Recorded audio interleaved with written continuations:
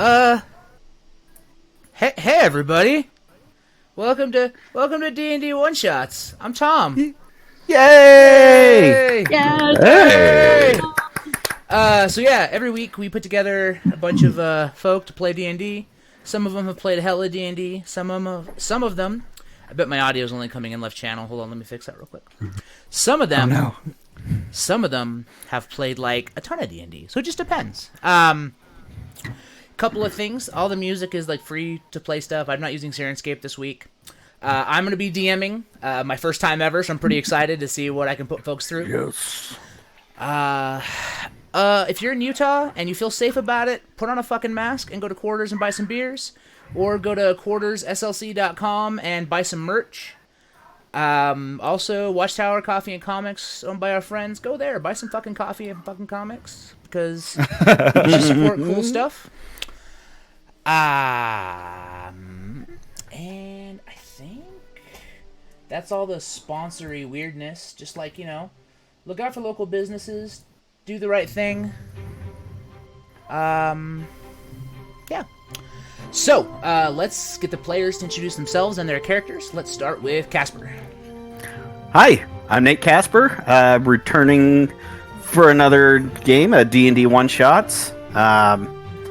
Sometimes DM, sometimes player, and just always having a good time. Tonight I'm going to be playing a Grung Ranger named Ribbert. Hell yeah. Anna, what's up? I'm Anna. I have the unfortunate experience of being married to Tom. Tonight I'm going to be playing a Wood Elf Ranger named Wendy Ann Sue Partridge. Jacob, go for it. Hi, I'm Jacob. I am friend and enthusiast of Tom. And I am playing the Leonis Barbarian Leopold Papadopoulos. Megan, go ahead. All right, I'm Megan. I have no affiliation with Tom. I'm sorry, my husband You don't does. have to have an affiliation with me Keep to play saying D&D this. with me. Everybody else was saying how they're affiliated to you. I don't understand. I don't know. Because you're the cool kid, and we all just want you to like us, and that's just what it is. Okay. Anyway, Lilith is making a comeback for this campaign. If you guys caught the episode that she was in, she is a half-elf rogue. Alec. Hey, I'm Alec Carson. I work with Tom, and I will be playing Norval Rogers, who is a Ranger Beastmaster, and he has a Great Dane companion named Ruby. Ruby. I love Ruby. And, last but definitely not least, someone I'm actually super excited to have on tonight, Seth. Hi, my name is Seth Series. Tom commentates my matches on the RSF Online Local. Good plug! So I'm playing Eustace Darabont. He is the local investigator for the town and owns the bar that everyone is going to be working out of. All right. Well, now that we're here, let's jump right into the first time me running a story. So let's set some tone of what's going on. So, welcome to Altira. It's a really quiet village, seemingly at the edge of the world. Not much happens here. The forest is beautiful and green, the rivers run clean, and the wildlife is always active and spry. Except for one night a year. Ghouls Night. Now, all of you are very familiar with how Ghouls Night works. You've been in the town for years, except for Alec, we'll get to that. But every year on Ghouls Night, clerics from all over the area come to town, encircle it, and cast their circle of protection, and the night of the school celebration kicks off. So, with that kickoff, there's a big party, kids are given candy, they put on fun outfits, you go to the bars, you drink, and for whatever reason, no one in the town is ever allowed into the forest. Ever. You don't go in, you can't get past the clerics. Truth be told, everybody here is pretty sure it's a hoax. Like, there's no reason to lock off the forest. You've all been there your whole lives. There's nothing scary there, right? You've hunted it, you've lived in it, you've played in it, you've fished it. But for whatever reason, it makes your elders feel better if you just play along. You don't go into the woods. So, even though most of you aren't really religiously inclined to do that, you do. And you make mom, dad, grandparents happy. And honestly, you don't complain, because the parties get a little rowdy, food gets extra festive, and the fun's a little out of hand. And you have nothing else to look forward to every year, right? This is your town's night. It's just one night a year. So with that, the scene is set to... remind me the name of your bar, Seth. I had a name and it's immediately gone. I think it is. So this bar is described largely as a bar at the edge of town that no one knows its name, but everyone's there. Yep. And sometimes you want to go there. Yeah. Yeah. Sometimes you do want to go there. So this bar is named the Ingram. The Ingram. Perfect. Yes. And you're all hanging out at the Ingram on this beautiful ghouls night. And Eustace, a very strange thing has just happened. A voice entered your head. This old woman. And she said, "Hello, young man. I would like your legendary soup made by the great Leopold." You're going to want to get ready for this. "And I want to make sure that it has chicken, broth, long noodles, multiple vegetables, plenty of forest mushrooms. And I need it tonight in my cottage in the woods. Please bring it to Karen." And the voice goes quiet. So, here you are on Ghouls Night, Eustace, and you've just gotten an order to deliver your world-famous noodles made by Leopold to Karen in the woods. And this is where our night begins, as a pack of adventurers are sitting, in your tavern, having the drinks at the edge of the world, getting ready for the Ghouls Night festivities. And now you've got to figure out a way to convince them to go into the forest, because though you may not want to, Eustace has never failed a delivery. Specifically, not one as interesting as this. Okay. So here's kind of the way Eustace's bar works, and kind of a little bit of background on the way his character works. So Eustace is the town investigator. He takes a wide variety of small jobs, and the reason he does that is because the bar itself, usually you don't pay for drinks. Has a wide variety of regulars that come in, and for the good of the vibes, we keep the bar... Eustace has a side hustle that largely keeps the bar up and running. Everyone gets paid, the bar makes its money, but largely... drinks are on the house. Y'all are getting the dogs in stereo? Apologies. As ambiance. as a bit of Both out now. as a bit of an unspoken rule, every now and then Eustace can ask a favor or two of the people who decide to partake. It's never anything extreme or anything crazy, but you've had free drinks for the last week, so you should probably help. Always catch. This is both my favorite and my least favorite bar. It's fair. Every now and then you gotta help deliver some chicken. It's Pretty sure that they're losing money on me. Just maybe. Just maybe. But you've It's only the been there Schrodinger for bar. a short time. All right. So with that, Eustace marches to the kitchen and orders Leopold to make the noodles. Therefore, Leopold, I'm gonna need you to do a little challenge here. Yeah. Let's talk some stats. Like what do you got like as far as performance goes? How's your performance?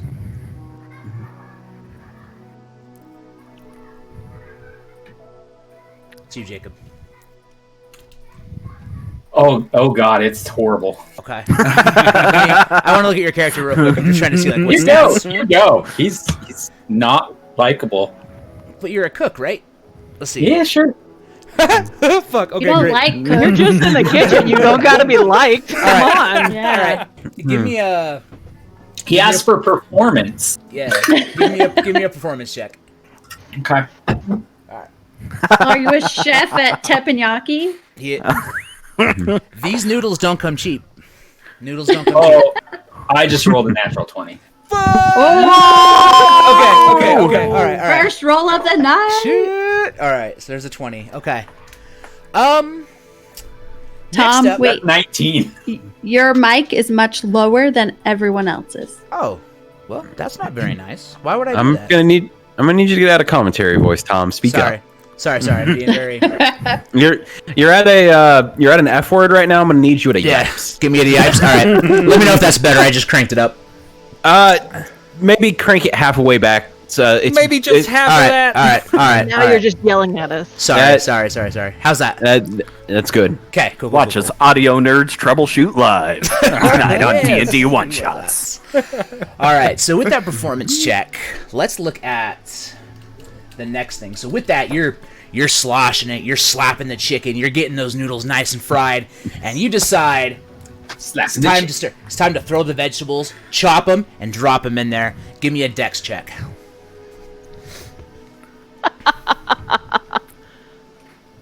9. Loses a finger. 9? Mm-hmm. Okay. All right. Whew, so you're flipping them, and shit is in the air, right? They are up in there, and you realize there are way more noodles and way more space than there is pan. So you're spinning trying to catch them, and you catch most of the vegetables. You lose a couple noodles. You lose quite a bit of chicken, so you're gonna have to grab some more chicken, throw it back in that pan. All right. So the final check. It's ghouls night. Leopold, you started drinking at 9 this morning. It's a fucking holiday. My guy's on vacation, right? I'm gonna need a constitution check. Oh, we got a spam bot. I want to be so famous! Hold on, let me just go ahead and just ban them real quick. Good Oh, yeah. band. All right, You don't. 15. 15. Okay, and you don't have any like bonuses or anything like that. Oh, that was the bonus. Oh, nice. Okay, so Not a bad roll. no, I started well. So you're a little drunk. You're doing okay though. A 15's pretty good, right? Like you're still sober, and you just can't quite remember the recipe. So go ahead as you're grabbing spices and slopping them in, to try to get that perfect chicken seasoning. Go ahead and give me a wisdom check.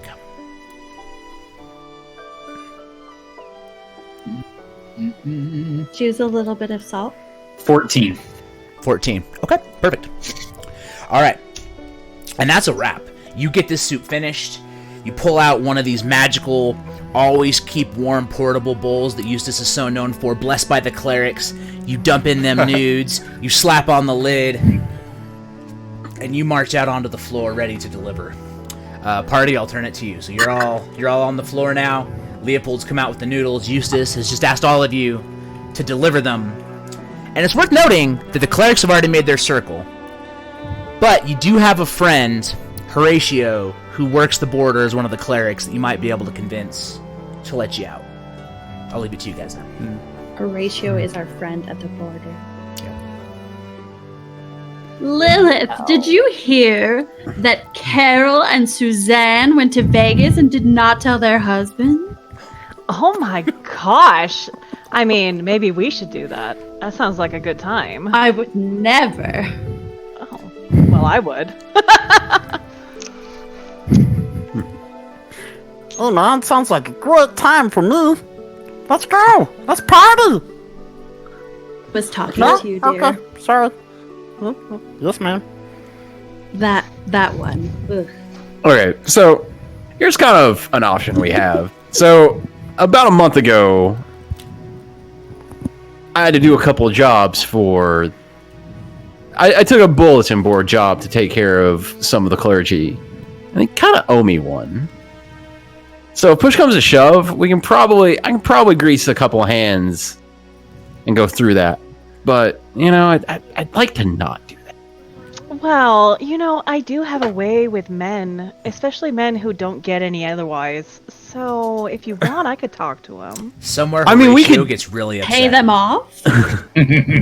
My only concern is, despite some poor intentions every now and then, those are clergymen, and we should probably respect their clerginess.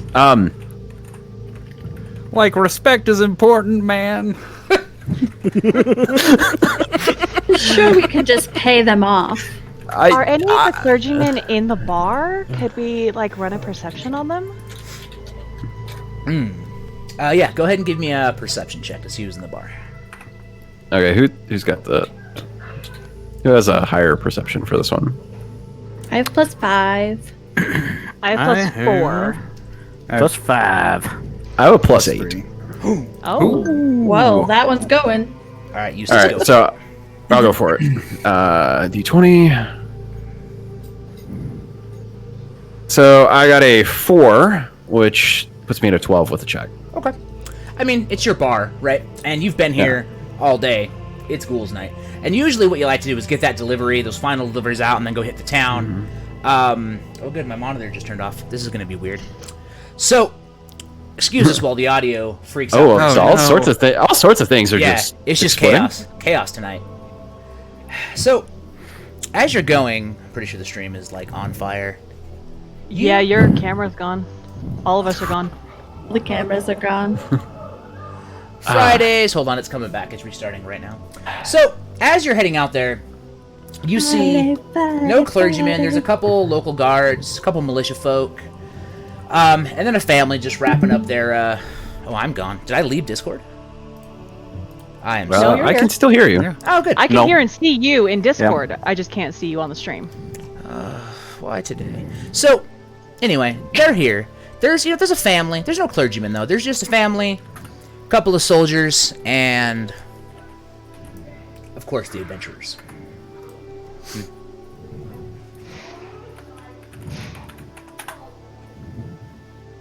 So yeah. All right, so I feel like the best course of action here would probably the best course of action that does not get my bar burned down or me labeled as some sort of heretic can probably just cash in that favor we've got with them. We have any extra food? I've got plenty of food, man.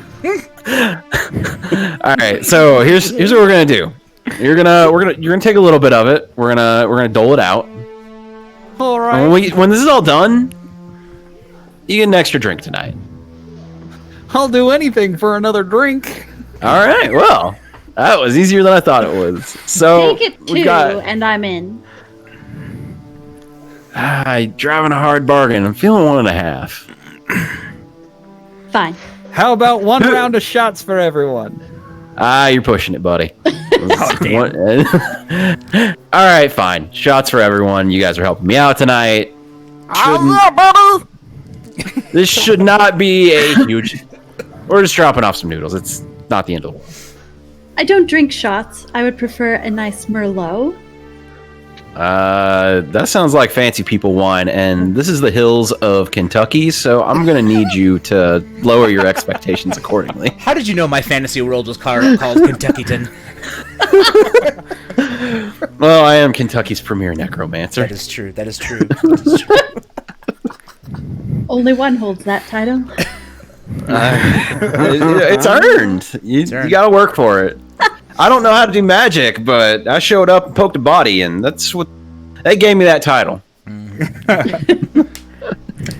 All right, so we. Okay. So the agreement's set. Round of drinks when everyone gets back. Let's go get some work done. All right. So, again, small town. You know everybody. You look at the people in the restaurant and say, "Hey, make sure you shut the door behind you when you leave. I got to run this errand." Happens all the time, right? You go run some food out, leave patrons in the bar. If they steal from you, you know where they live. So y'all head out. Not me. We'll leave it. It's very much like we have the people who I employ are like, all right, don't burn the house down. If anything goes wrong, just don't cause a fuss. Don't worry about it. I'll deal with it when I get back. Yep. So let's have Ribbert and Lilith and Norvell roll me perception checks as you leave the bar and head towards the border where the clerics are encircled. Oh, I got a 4. All right. I got a 9. Okay. I got a 12. Okay. You're not sure, Lilith, but you feel like there's some bright blue light coming out of the woods. But it could have just been your imagination. It was only for a second. It was just a flicker. Would dark vision help me? Nope. Okay. It's just like there and it's gone as y'all leave the bar. That's all. Okay. All right. Would So primeval awareness help me? what's the range on primeval awareness? 1 mile. Oh. And that's against aberrations, celestials, dragons, elementals, fae, fiends, or undead. Your spider sense is a little tingly there, Norvel. You're All right. and like you don't know why. Like you felt feelings like this before when you've gone on your investigations with Ruby and his snacks. But there's something different. Like this is the feeling's a little bit different than when you went out with the mystery group. It's a little more.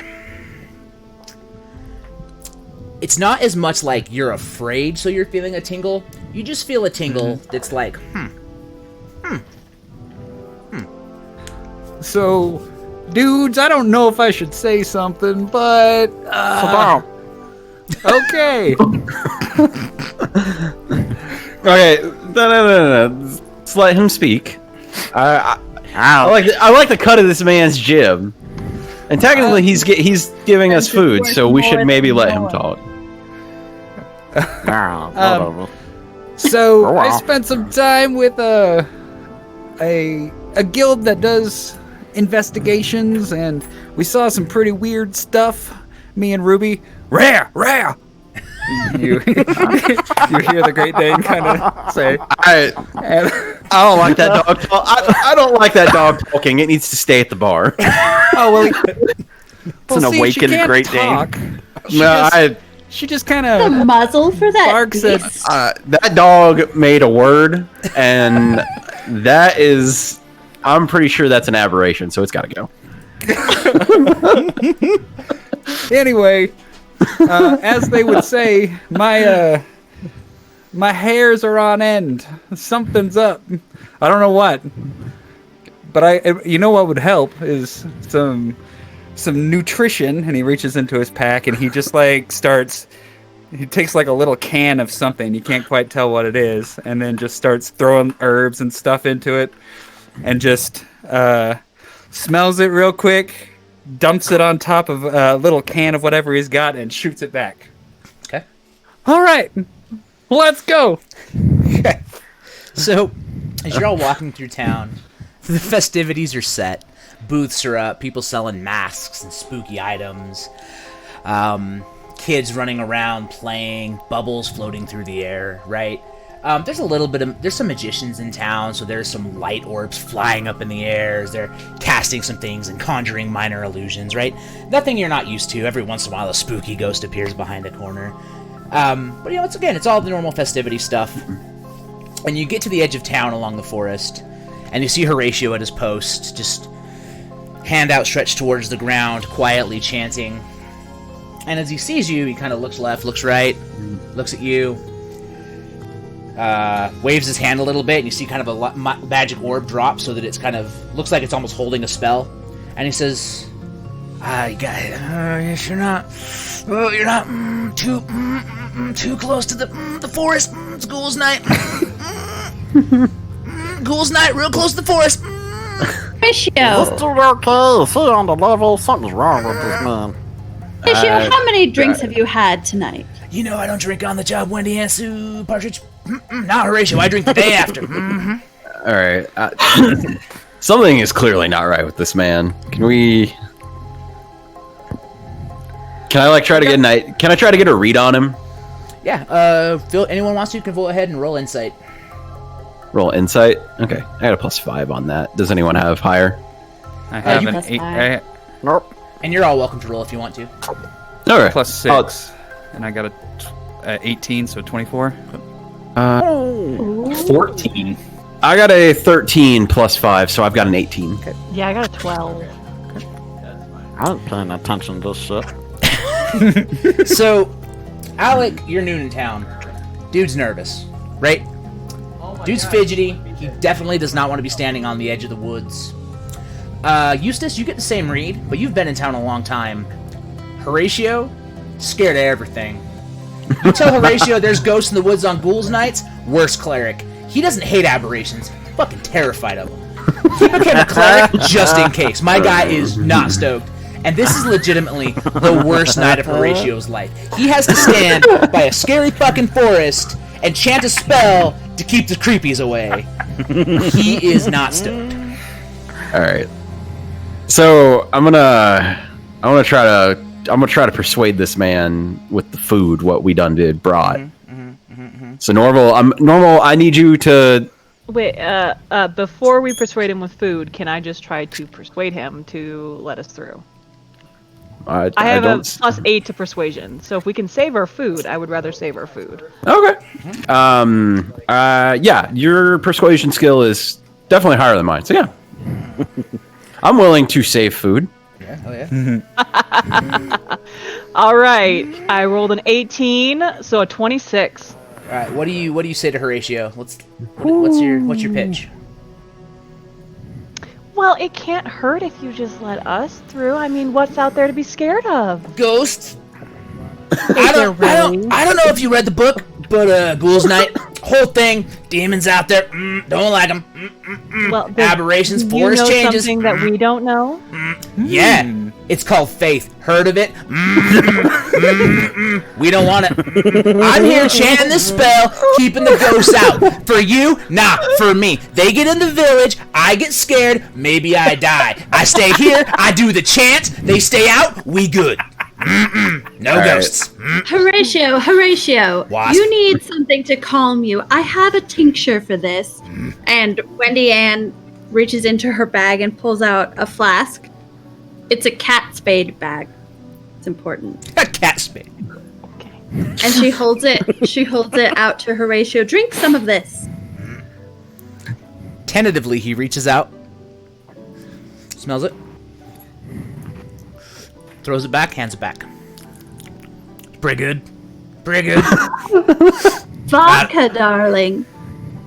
I do like a good vodka. And you say, Okay. Can I make an intimidate check? yeah. What are you gonna do? What's the? Because that's a clergyman drinking alcohol. Ooh. Throw it down. All right, let's see what we got here. So I have a +6 to intimidation. Shit. Okay. All right. Let's get it. Let's get it. I feel like this should be I got an a- advantage. I got a 7, and +6 is 13. All right. All right. Well, so what do you say? What do you say to Horatio? Okay. So, hi, Horatio. I'm sure you know me. I took care of a problem for the clergy last month. Yep. So, I happen to know that they may be frowned upon. What'd you call that, Wendy? Wasp? What'd you call that? Oh no, sit down quiet. I didn't hear you, Anna, but I saw you mouth vodka though. Vodka. So, There we go. so from what I understand, church don't take too kindly to this whole vodka thing. So I'm gonna need you to let us by. We're going to say I'm gonna need you to let us by, and we just keep the whole vodka thing quiet. And you know what? You want to come by for a meal at the bar? I'm willing to. I understand that I'm kind of threatening you, but I'll at least feed you. Reminds me back when we were in grade school, Eustace. I was threatening. Remember that one time you put on that sack mask, jumped out the bathroom, scared the shit out of me, didn't like it, Eustace. New lady, half elf. Name was Lilith, Well- right? Lilith. Lilith, yes. You're not afraid of the woods, huh? Not afraid? Eustace said there's food in it. I believe I can feed you a meal. Not gonna feed you now, because I need to make sure you're not gonna go to the clergy and tell us we what ran off into the woods. I would tell clergy. I tell clergy they know I'll let you in the woods. You could eat my Well, monsters. I mean, Okay, shut up, Tom. just to be real honest with you, in that same inverse, I could tell the clergy what you've been drinking. Real good. So, you play by my rules and you get fed. You don't play by my rules, you get excommunicated. Good ass community. One of them is clearly. Can't stop ghosts. Keep ghosts out of town. Ghosts don't get me. But like, man, in my experience, it's not really a ghost. It's just a dude in a ghost costume. Okay, Norval, we are getting somewhere. I need you to calm down with your weird investigative nonsense. Alright. We have found common ground with this here clergyman, who I maybe am threatening. Alright. Y'all get new girl. She gives me the creeps, that Lilith. Get her out of town. She thinks she's so brave. Let her prove it. Give me free food there, Eustace. You can get an appetizer, and we'll negotiate the rest when I get back. You got an awesome blossom on down. Wendy Ann Sue Partridge, give me another shot of that flask. Don't give him that flask. We are already corrupting his faith. God Oh damn it. dear. It's all about free agency. Hands it Is that back. him in the corner? Is that him in the spotlight? I feel good. Is he Feel losing warm. his religion?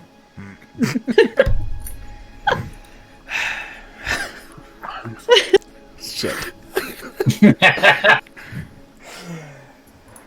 Alright. You go out there. I'm gonna tell you right now, though. First things first. When you get back, tell me what you saw. Document it. I tell you there's monsters in damn woods. Y'all heard them squatchins? Sasquatch? Yetis? Ghosts? You go out there. Judith. Judith! Anyway, y'all go out there. You get your thing. But I'm gonna be right here chanting, keeping the ghosts out. When you come back, you won't come through me. You come to the other clergy, they're gonna think of ghosts. They're gonna shoot on sight. Gonna get hit with that holy flame, the holy fire. Ooh, it hurts, it burns. If you're taking some damage, they gonna toll that dead. It is rough. And he's kind of like steps aside, grabs the orb, goes back to chanting, and the path into the woods is open. Like another sip before we head out? Nah, nope. I'd feeling warm. Gotta remember the worst of my spell. What keep the demons out?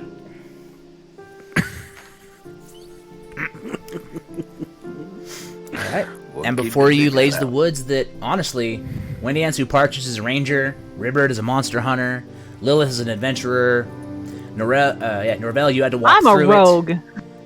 Right, but you're an adventuring rogue, right? You adventure around, you travel. Leopold, as a barbarian, you gotta stretch your legs. And Eustace, it's where you take your long walks, man. It's where you chill. So the woods that you've all hung out on any day, except for Ghoul's Night, is open. And into the woods you head. Alright, let's go. Alright. All right, let's How do get you good. not have dark vision? Ooh, good call. That's me. I don't have that dark vision. I don't think I have that either. Me neither. I do. I can give 2 people dark vision. Oh, that'd be awesome. That'd be much appreciated. I'd hold your hand, but that usually causes issues. So Kindly don't touch me. yeah, it's probably for the best. It's not usually good when people touch me. I'd greatly appreciate your services, ma'am. I give Eustace and Nate's character dark vision. What's his name? Creepy little thing. Ribbert, Ribbert. kind of like Robert, but a rib. Creepy little thing. Creepy little I'm a thing. grung. Now I want to watch Aqua Teen. Yep. It does sound very much like Meatwad. Oh, meatwad. Oh yeah. Oh, Wow. God. Chicken. Chicken or rice. Oh, rice, chicken. Alright, so I'm not a little bitch. You're a little bitch.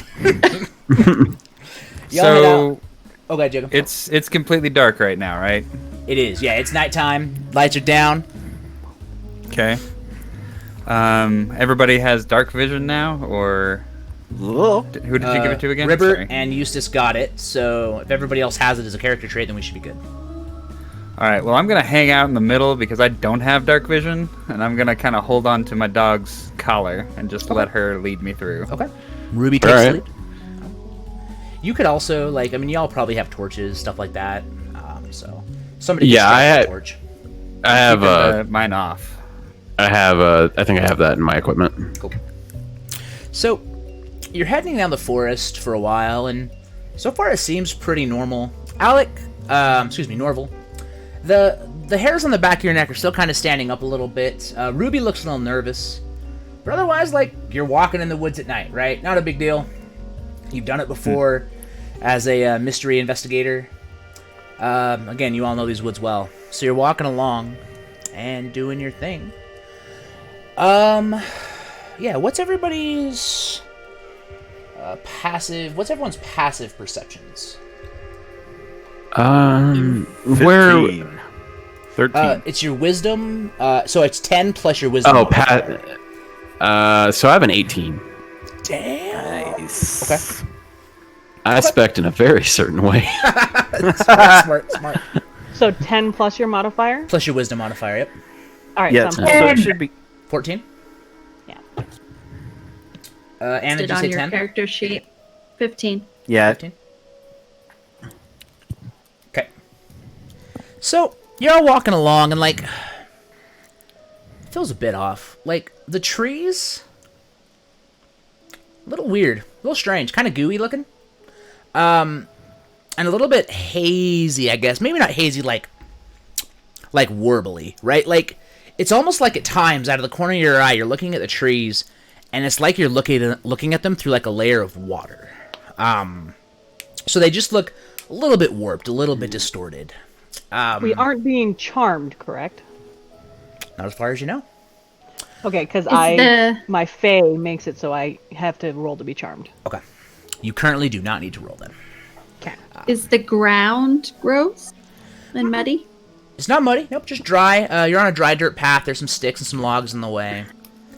But as you're walking forward, you come to a clearing. Let me make sure I have the right battle map up for you. It's not actually for a battle yet, but it is a map. Let's see. You're all going to see something for a second, but let me just, well, you're going to see this because I'm not a very experienced Roll20 manipulator, but let me make sure the battle map's here. So, you all come to this, let's see, just make sure, battle map. There's no sound here. 1 second, guys. I'm the worst streamer on the planet. Audio output. Thanks, dude. All right, audio's back. Thanks, Ruby. So you come to this this place, and I want to adjust the map just a little bit so everybody can see it, because a little bit of it is cropped out. There we go. There is a statue in the middle of the room. It's not super recognizable. None of you have seen it before, really, but it's a large woman sitting cross-legged with 6 or 7 arms. Not really sure. They're kind of... Sometimes it looks like she has 6, sometimes it looks like she has 7. 3 eyes prominently in the middle of her face. And, yeah, those cute little zombie icons, you don't actually see right now. Those don't exist. So, you're just kind of in this clearing. The path heads right to this statue. And then there's 2 directions you can go, left or right.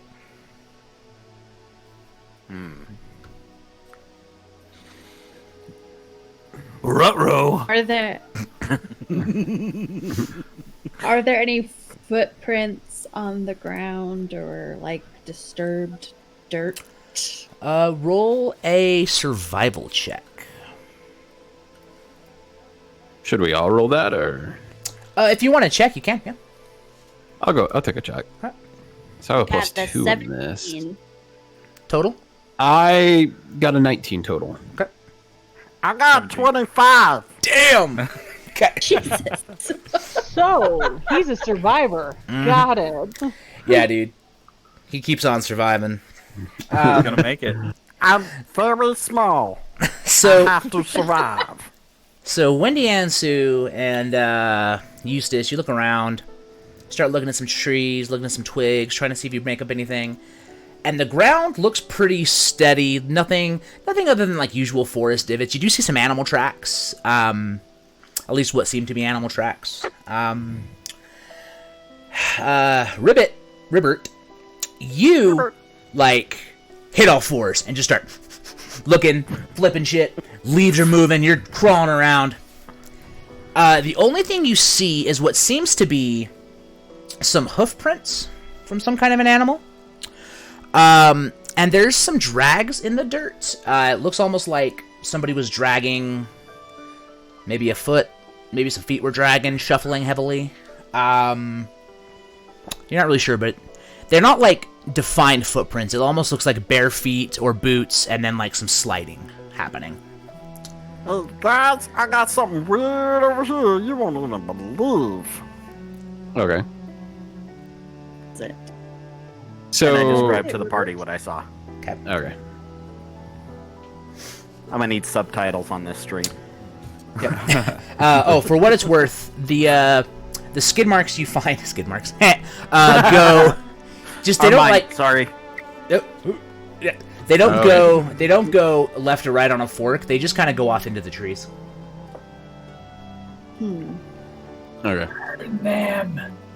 So these the drag marks where they are they like you said they're going off into the trees. Are they going off to the trees in close to a direction, or is it completely off the beaten path from the two ways we have? Let me see if I can make this map any more viewable. I think I can actually like stretch this out a bit. Oh hey, look at this. Okay, I thought this map was what it was. Magic. Alright, so let me move all of you back to where you're supposed to be. And by all of you, I mean just you two. So, this middle statue here, the drag marks go across, if you can see my mouse cursor, and then just right through these trees right here. Okay. But as you're exploring Ribbert, and also Wendy and Sue and Eustace, as you're walking up kind of this way to look around at the ground, you do notice two more statues, actually. And yeah, one statue of a mage standing holding a staff, and another statue of what looks to be some kind of a demon. Big horns, big pointy ears, fierce teeth, sitting comfortably with a smug grimace on its face. So can I investigate that area? Yep. I want to, like I said, my character kind of is a town local, and someone from the town may have gotten into some things that they're maybe not prepared for. Sure. Yeah, Okay. so you want to investigate, like, which area? Like, near the statues, or... I want to go ahead and investigate the clearing where the drag marks are, and then, depending on how that goes, maybe the other areas, if that's possible. Yeah, definitely. Okay, go ahead and give me an investigation check. Okay, so I got a +6 to investigation. Let's roll d20. I got a 5, +6 is 11. Okay. I'll say, like, again, your knowledge of the town, right? Nobody that you know of in town is missing. Nobody's been, like, off or gone. Nobody's talked about somebody going, and it's a small town, you know. From what you can see, based on what Ribbert showed you, it just looks kind of like somebody was limping and kind of favoring a leg as they were going along. But, again, there's nobody in town you can think of that went missing. Okay. So can I go ahead and I want to investigate the demonic-looking statue, if that's okay? Okay, yeah, sure. Anybody else wanted to investigate anything else while we're doing this? Yeah. Go ahead. You first. To look at whatever is shiniest. Okay. That would be the middle statue. Ribbert, what did you want to do? I'm gonna go look at the wizard. Okay. Leopold. I'm gonna follow River. Okay. And then Eustace, you're going to the demon. Lilith, what you doing? I am going to stand right where I am and call out in the languages that I know to see if there's any reaction. Okay, hold that thought. We'll do that in a second. Norval, anything you want to do? Using my spell that I cast earlier. What spell was that? That was the Primeval Awareness. It Oh, says, as an action, you can expend one ranger spell slot. So yeah, I want to kind of use that to dial in on what kind of thing we're dealing with. Okay. I guess I know what it is, but my character doesn't. Okay. So... Alright, let's get back to that, because I need to look at that spell real quick and think about how to approach it. So it's just sensing any aberrations, celestials, dragons, elementals. I don't think it gives fey locations. fiends. No, you don't. Okay. You just know that something's around. Alright, Yeah. You know that in these woods, within a mile radius, there is an aberration. or at least the hint of an aberration. You don't know much more, but you can feel the vibes that somewhere in the area. It's definite aberration. Eustace, looking at that demon statue, go ahead and give me well, actually, I won't even make you roll for this. So you start looking at the statue. What languages do you speak? Common, Dwarvish, Elvish, and Orc. Okay, cool.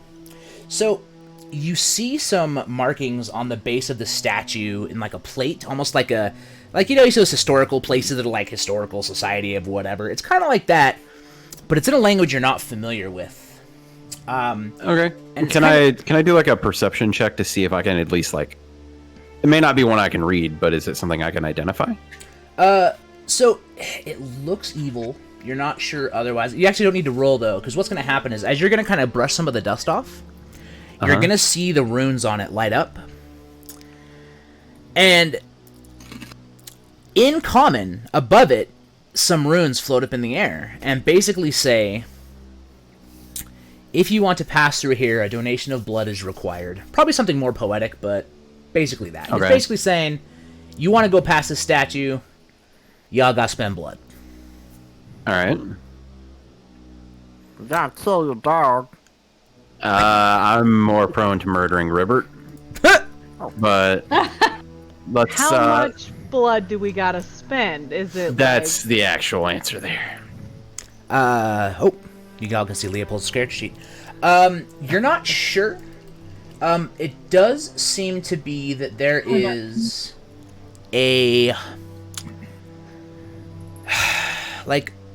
a hole about the size of a hand near it. But yeah, just says you got to spend some blood if you want to move past the statue.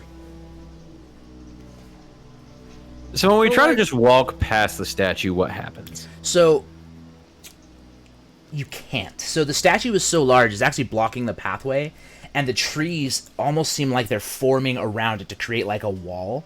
And when you try to step past the trees, it is just so thick and so strong. It's almost as if a magical force is keeping you from getting past it. Okay. While we hold that, who went to the wizard? Ribbert and Leopold, right? Okay. So you two approach the wizard statue, and you see a very similar nameplate. And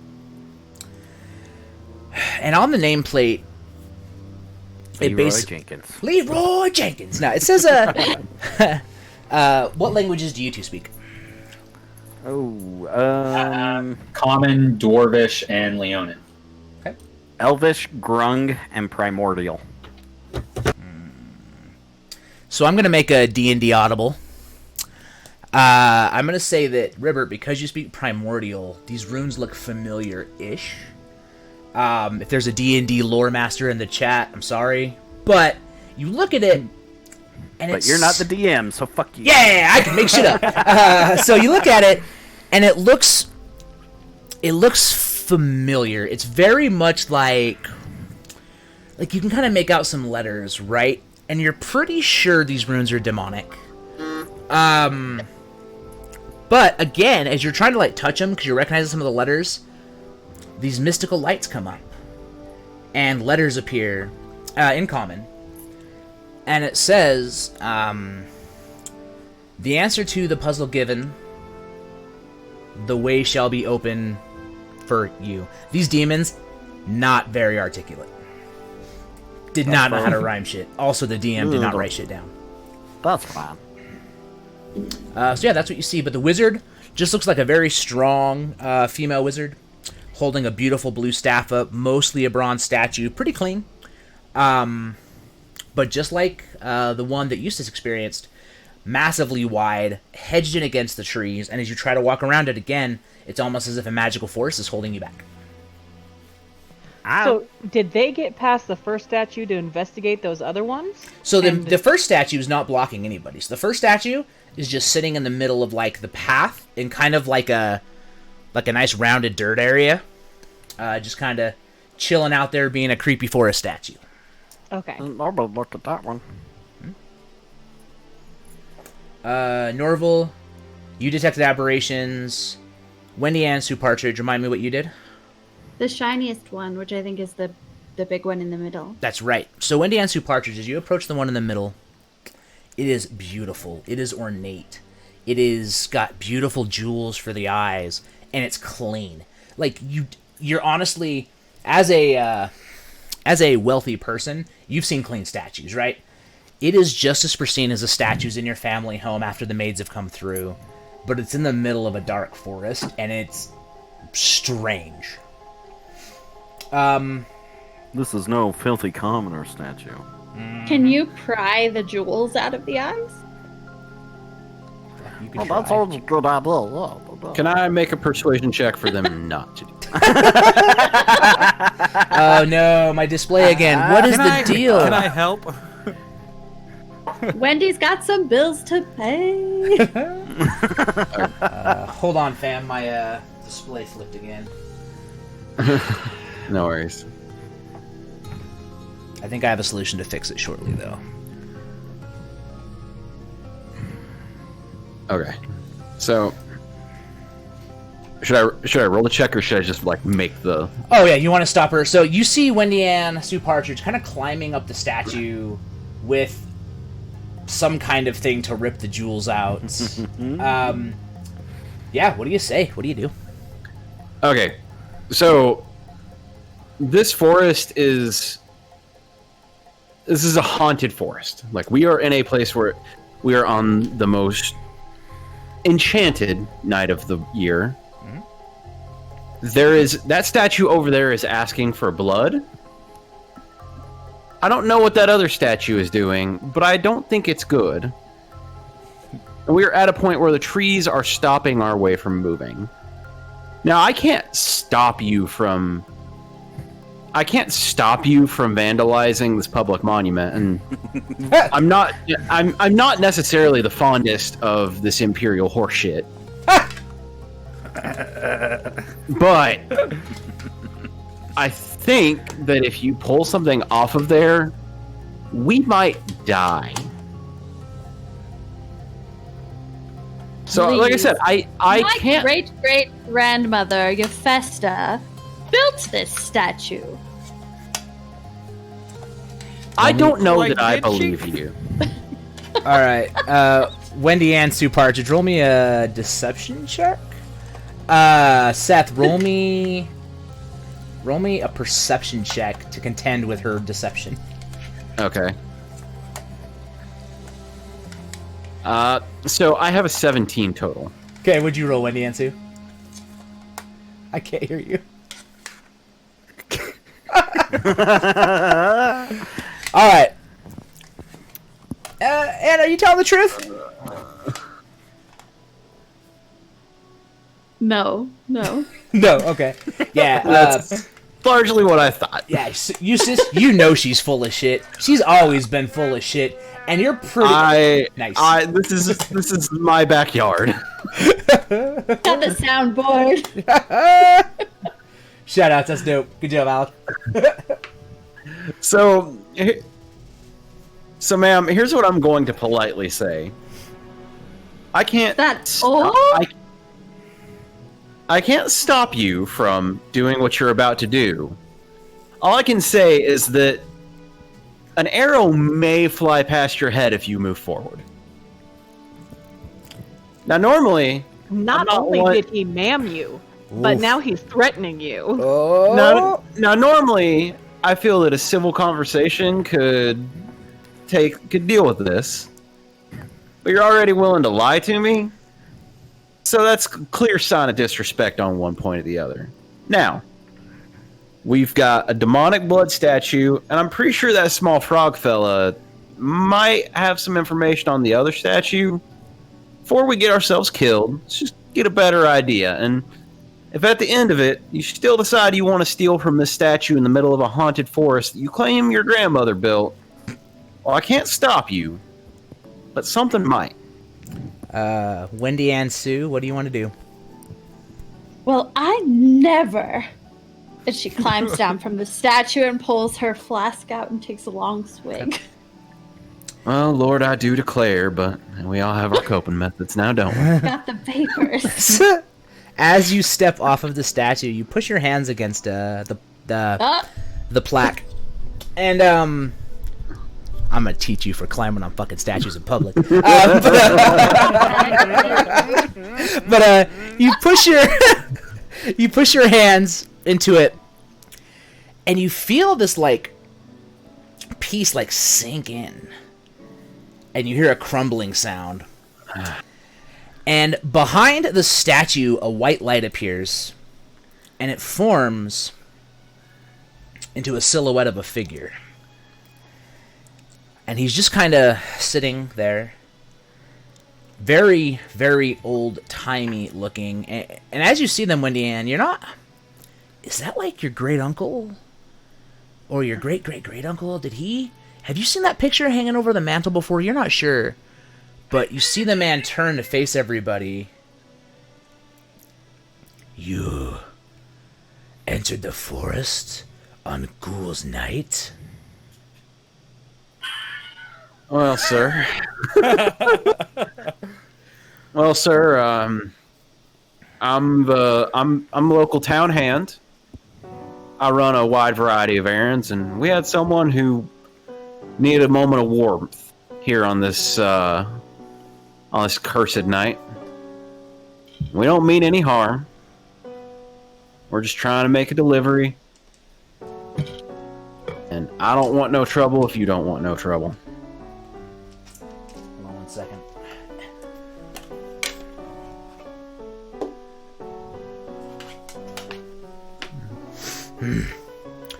But you do know Ghoul's Night in the forest. The evil that roams, the monsters that roam, the curse that roams on Ghoul's Night. And yet you are here. Did you read the statue of the Horned One? I might have read something saying it needed some blood. And did you read the statue of the Great Healer? So then you know you must go forward. There's no way out. And Lilith, you look behind you because you've been hanging back, right? Yeah, where the entranceway you just came in, it gone. Door closed. Trees have bonded in. A wall of wood. The fidget spinner keeps on spinning. What up, little dude? And you ain't going nowhere.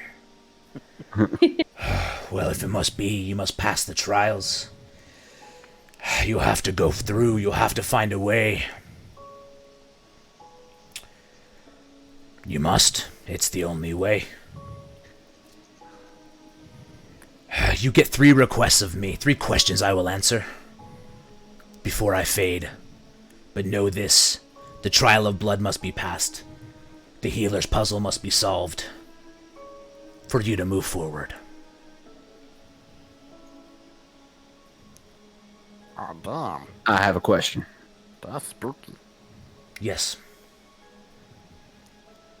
Trial of blood. I see a place where I can stick my hand in. How much is it requiring? Can I just take a cut and put a vial in there? Do I need to offer a body part? I'm just trying to figure out on that one, because what it sounds like, there's no way out outside of this, so I'm willing to comply with your ornery old bullshit. The blood will begin the trial. It will not take your blood, but a small dabble. But it will begin the trial to clear the statue. Can I make a perception check to see if he's lying? Absolutely. Alright. Let's see here. I got an 8 plus my perception of 8, which puts me at a 16. So, I mean, you ain't never talked to a ghost before, right? But someone doesn't seem to have a reason to lie to you. Like, he doesn't seem malicious as a ghost. He just seems like a ghost that's got to tell you some stuff. Alright. So, in that case, I'm gonna take out my dagger, slit my palm, or... Wendy Ann pulls her earrings out of her ear and says, "These are Harry Winstone," and pokes you with one until you bleed. Now, ma'am. Well, I do appreciate that. One, that was what it's in your body. And our town doctor is not someone I would necessarily trust with infectious diseases. So I'm gonna ask real polite, you never do that again. Alright. Don't Two, worry, I took antibiotics last month. yeah, you also told me your great aunt built that statue, and I don't know that I believe that either. Alright, while these two are arguing, Lilith, I saw you had a question. I saw your hand go up. I saw you do this. Oh, I might have been talking to my kids. I'm Okay, sorry. no problem. No, I just want to make sure you're not getting left out. I have a child talking to me. No apologies needed at all. I just don't want to be ignoring anybody. Alright, so, in that case, Eustace. Wendy Ann just poked you in the finger. You got blood coming out. There's a ghostman standing over by the statue. Should we have asked 2 more questions before we drop blood anywhere? Like, right, man. I have some concerns. From what I understand, all the blood does is start the trial. So we may want to save those questions till we actually see what's going on. But like, That's a does it good come with idea, us, man. or does it stay here? I cannot pass the statue's barrier. This Is that a question? The ghost kind of smirks and looks where a watch would be and goes, I've been here a long time. I'll give you fuckers that one. For real? My goodness. Are you sure? So I'm gonna go ahead and stick my hand in that hole. So the ghost kind of looks as he watches Eustace walk over, stick his hand in the hole, and you feel kind of like a pull, right? Like, it's not painful, it's not a stab, it's not a jab, it's just like a gentle caress of liquid across your finger. Did a gentle suck? I was trying to avoid that statement, but yeah, pretty much. Yep. Alrighty. You feel the big suck on your bid finger, and This statue kinky as hell. so All do right, that. so someone please send that. Put Ribbit in free speech jail. And so you do that, I'm and shaming you. you hear a rumbling, and you hear some leaves start to crunch, and the spirit raises a hand, and you see some light flash to the right and to the left, and he says, you have begun a trial. I can give you 2 questions quickly, as I can withhold it for only a moment. God damn it. So, we ain't gonna ask asking questions Tom, now. We're gonna hold off. Is our playboard Ribbit? correct right now, or are we elsewhere? I will let you set yourself where you are once you finished asking your questions, but as of right now, it is not correct. I think technically right now, We're if you're, past that statue by the demon? well, Eustace is, yes. So Eustace Okay. is chilling over by, because he just stuck his hand up in here, which means, like, Wasp would probably be, like, right here-ish where she stabbed him. Ribbert's probably hanging here. Like, y'all are probably just kind of, like, hanging out by the statue, I would guess. And then your Ghostman, let's say this is the Ghostman, he's just kind of hanging, like, right here talking to y'all. Okay. So I think I have a question. If you guys are cool with it. Speak one of hungered compassion with a dog that speaks in partial words. I told you that dog talked. I can't help it that my first toy was a garbage disposal.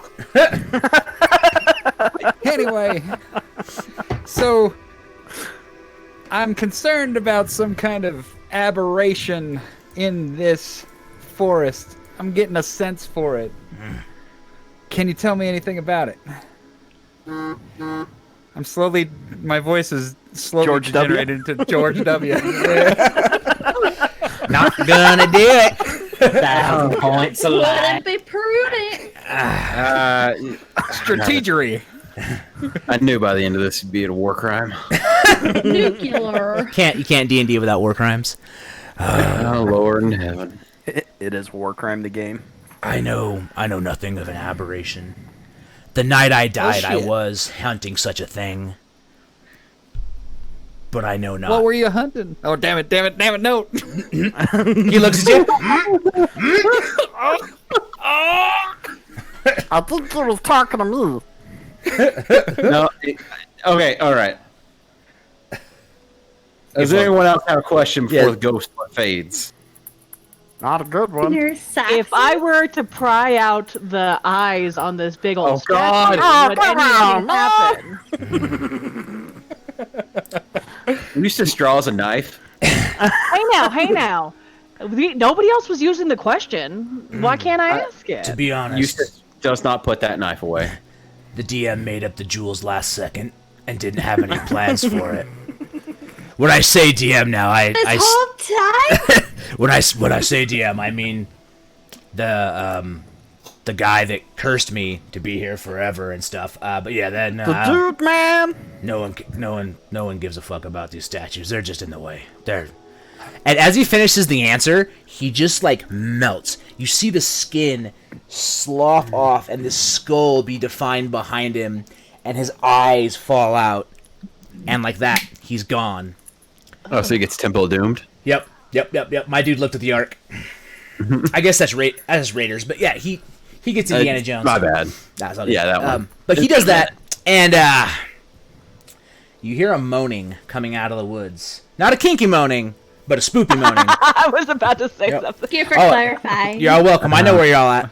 And as it Goddamn happens, frog doesn't need any more provocation. you hear a crackling Calls it like I sees it. and a shuffling.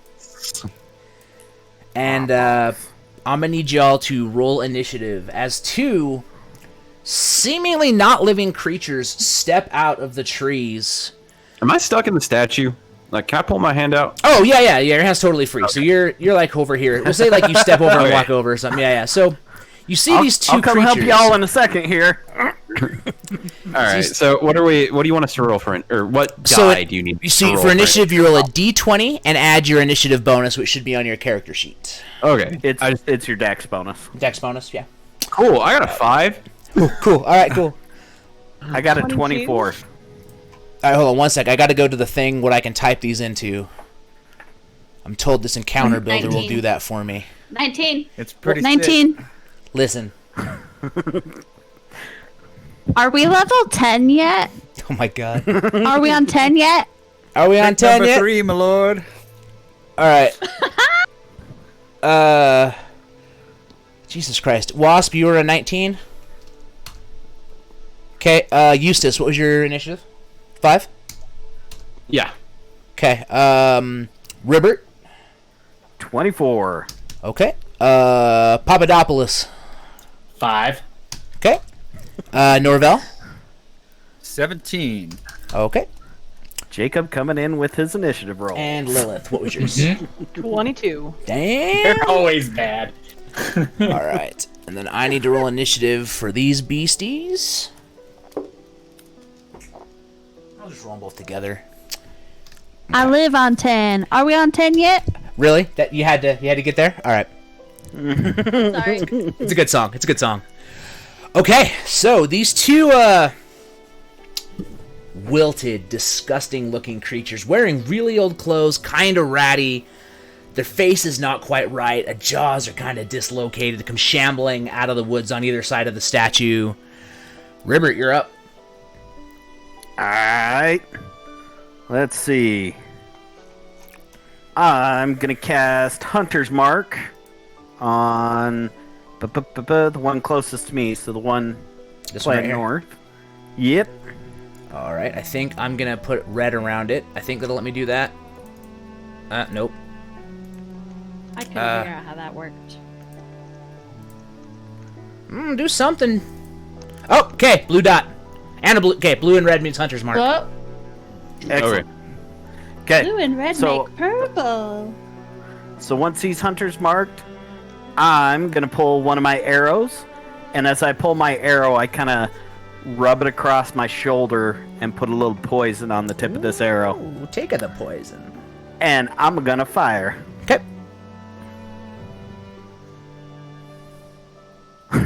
Natural 20. 29 to hit. Damn. Holy shit. Yeah, that'll hit. So, let's see. We got 2d8. Holy shit! I didn't see how many hit points these guys have. So, 14 plus my poison damage, which is 4. So we're up to 18 plus my hunter's mark. Damn. I'm no longer worried about how many hit points they have. 22 damage. Fuck. All right. Okay. Now they have immunity to poison. Do they still take the poison damage? They do not take the poison damage. Okay. So what was the minus the poison on there?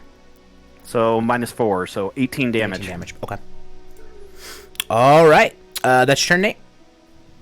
That is my turn. Okay, Lilith, you're up. I want to take a step backwards and Ooh. then shoot at the other zombie. Okay, so like maybe Yeah. step over to here. Ribbert probably would have stepped back a little bit too. Probably 3 squares back. Like that?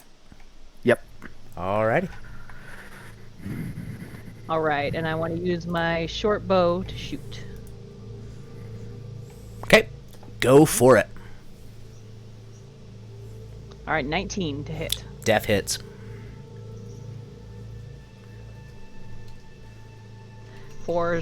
6 damage. Nice. Okay. Alright, any bonus actions or anything like that?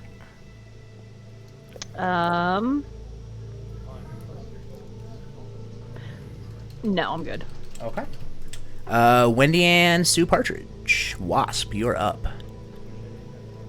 I'm going to cast Hunter's Mark on that guy near me. This one here? Yes. Okay. I will try to remember how to do that. Boom. Okay. And I am going to take out my hand axe Okay. Yeah. and hit him right in the head. Okay, so you want to move in on him? Well, it has a range of 20 feet. Okay, so you're going to chuck That it. seems not right. Wait, it says 20 feet, 60 feet. So 60's the furthest you can go. Anything over 20 Guys, I feet, you're always rolling play at disadvantage. magic. Okay, I'm gonna walk up next to him Okay. and hit him with the hand axe. Okay, so you don't want to throw the hand axe. You want to give him a bonk. All right, cool. Right. All right. 18 to hit. Death hits. So they at 7 plus my hunter's mark. Okay. Let's see. 7 plus 4, so 11 points of damage. Okay. Hell yeah. All right. That's your bonus action and action, right? Yes. All right, Norvell. So, I think the first thing he's gonna do is back up,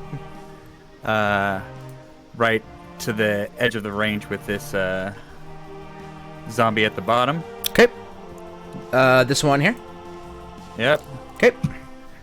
So he's gonna pull out his longbow. He's like, "Oh, I hate it when I have to fight." And he like pulls out the arrow, and he's actually, hopefully pretty good at this. We'll find out in a second. He's going to fire. And because level 5, I think we have 2 actions per turn, I'll just roll twice. Is that how that works? Or just roll... Oh, sorry. D20? Yeah, you can roll 2d20s. Yep, so you're going to fire twice? We do have 2 attacks per turn. Yeah! I So- haven't played a level 5 in a while. Casper, if you want to That's fine. roll another attack, I'm okay with that. Yeah, go ahead and do it. Well, just roll yours while Alex rolling his too. Yeah. No worries. Ooh. I got a 16 plus 7, so that's Yeah. 23. Yep. And then a 19 plus 7, so 26. Yep. Casper, All right, so what's your he's roll? gonna... Oh, go ahead. I rolled an 11. Okay, your second shot bounces off the statue. Alec, continue. Sorry. I wanna pull 2 arrows out, right? Is that okay? Yeah. Okay, and he's gonna pull the bow back with both of them and unleash them for an 8 and a 4 or 6. So that's Okay. 14. And are you attacking top or bottom? The bottom one. Bottom one? Okay. So 14 total damage for both arrows? Yeah. Okay. All right. So, after getting hit with some arrows, chopped with an axe, dunked on. Good news is, these creatures aren't that smart, so they don't know to be mad, but they do know they're hungry. What up, Wendy? You brought me. Wendy Ansu Partridge brought me a beer. She's the best. Whoop, whoop, whoop. All right. So anywho, the Revenant moves forward. I mean, the zombie creature, which is definitely a Revenant, moves forward to Leopold, and is going to make 2 fist attacks. He's gonna fist you. Yeah, that sounds 2 like at a the Friday same night. time, or So he has a multi-attack. So Revenant makes 2 fist attacks. Leopold's getting double fisted. Yup. Plus 7 to hit. So a natural 1 won't do it. How about a 21? Yeah, that hits. Blah blah blah. Hit 2d6 plus 4 bludgeoning. All right. So you're gonna take 14 bludgeoning damage. God damn, I rolled really high. So he just like winds up, and it's almost like artificial, like it knew how to do it in a former life. But the hands come up, Leopold, and just the first hit just whap across the face, right? Just a little crunch, and then like it steps forward to do the second, and its arm just kind of falls limp, as if it like forgot what it was doing. It's just like, and that's the Revenant's turn. Because I think it gets just 1 action, right? Nate, how do creatures work? So that was if you already did the multi-attack, that's it. I'm out. Okay, cool, perfect. So that is Revenant A. Revenant B looks at Wasp and is like, "The fuck?" And the look, Rude. it's decided it does not like at what you just did. You just chopped it with an axe, and it has this memory of its death and being chopped by an axe, and it's not cool with it. So it's going to use Vengeful Glare. So you need to make a Wisdom saving throw.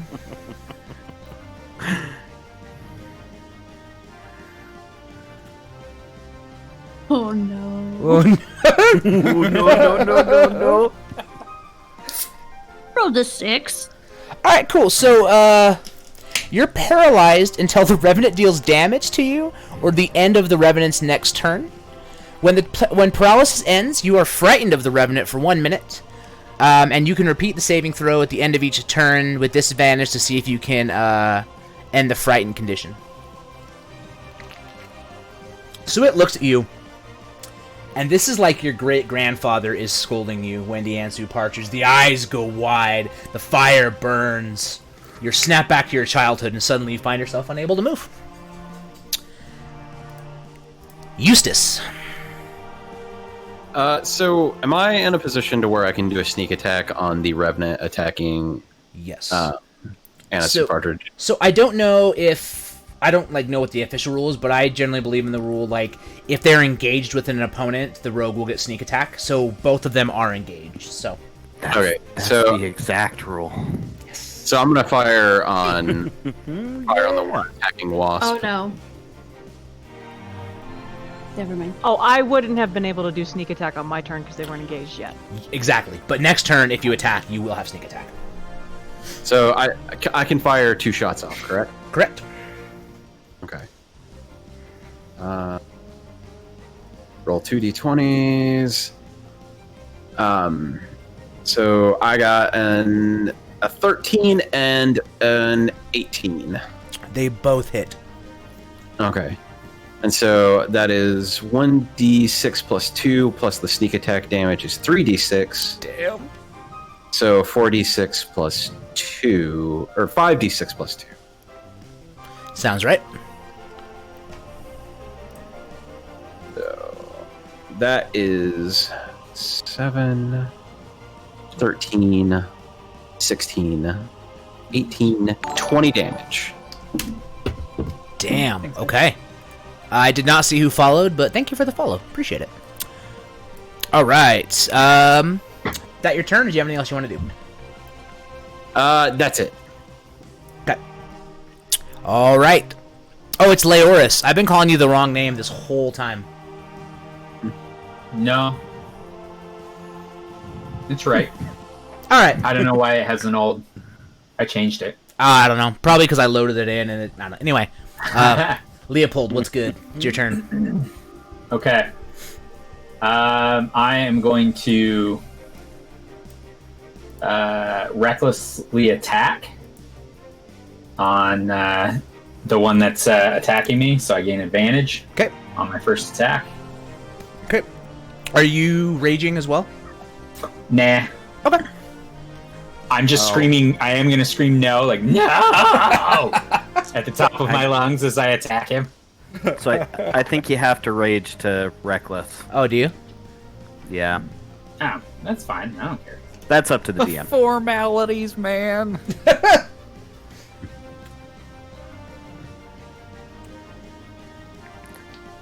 Which I don't know. I never I mean- played Barbarian before, so. so when you're raging though, you're resistant to bludgeoning, piercing, and Yeah.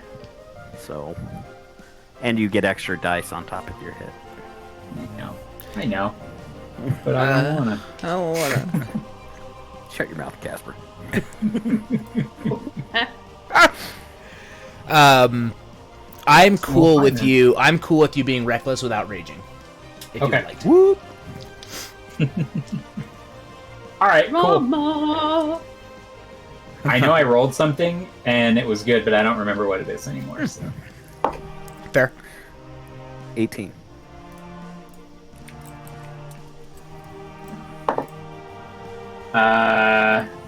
So that is an 18, actually. Okay. Yeah, def hits. Okay. So then that, and that's with my giant great axe. So.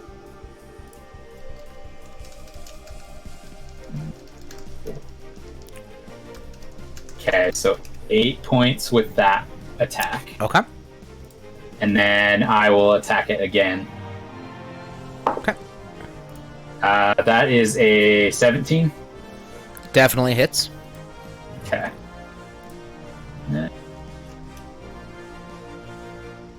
Of course. 5.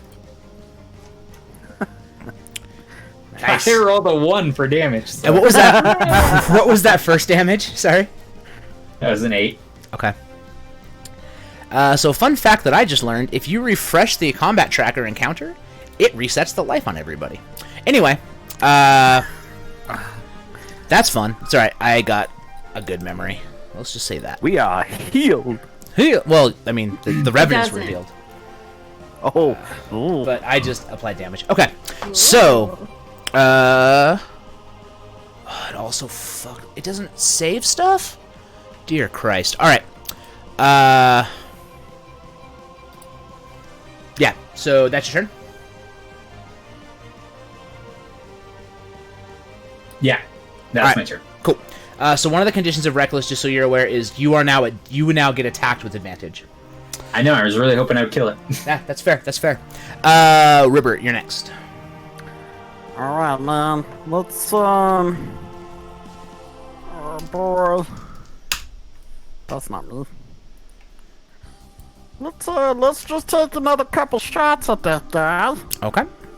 It's still 100 mark. That's fine. Okay. First one is a 13. That'll hit. Perfect. Do you want me to roll to hit for both of the strikes and then damage, or I'm good with either way, whichever you prefer, honestly. I'll do damage first? I think it works better with D&D Beyond that way. Okay. So 12 plus he's still hunter's marked. And you're shooting the one that's engaged with Jacob, right? Yes. Okay. 14 damage for the first one. Damn. Okay. And we'll shoot another arrow at him. Okay. That's a 16 to hit. That'll do it. And 10 plus Hunter's Mark. Oh, pardon. I don't get Hunter's Mark on the second one. Sorry. Okay. So just 10. Yep. All right. I only get it on the first one. I believe, because I've got to remember what initiative was. I believe after that was Lilith. Yes. All right. Which one is looking a little more beat down? You've seen the one fighting Leopold take more shots. All right. I want to do a sneak attack on the one fighting Leopold. Okay. Okay. So sneak attack just automatically hits. No, so you What do do your I attack roll. Oh, with and my then weapon. If Okay. and if it hits, then you get bonus damage. All right, 18. But don't you get advantage also? No. No. That's only if you're attacking from like a hidden state, which you're not. Okay, so say an 18. Yes. That definitely hits. Okay. Oh shit! 17 damage. Nice. Hell yeah. Okay. Nice. Question: what type of weapon do you have?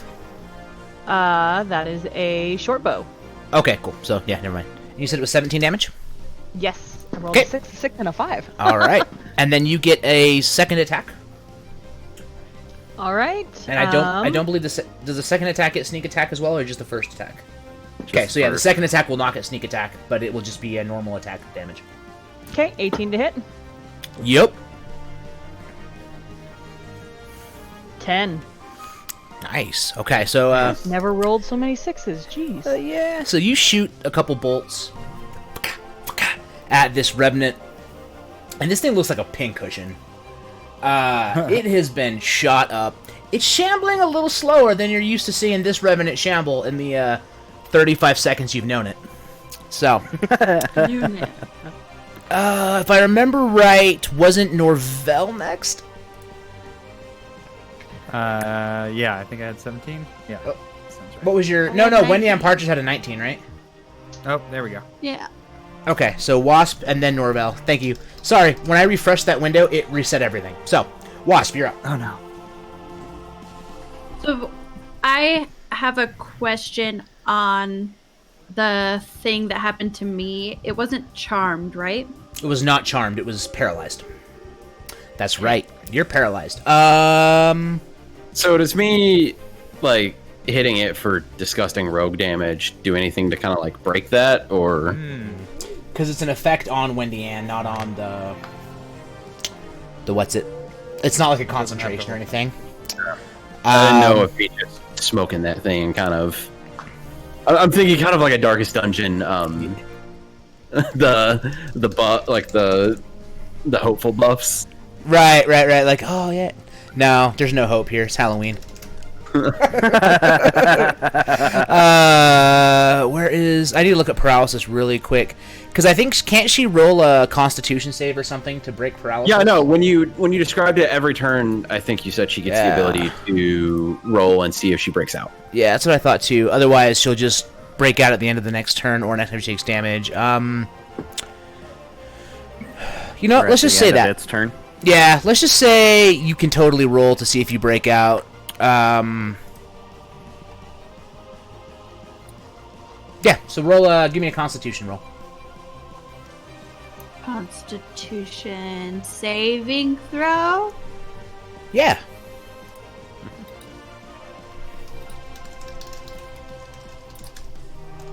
$19. Okay. I must say, you shake it off, look at the thing, and you don't have any actions, but I'll say you do have movement if you want to use any of it.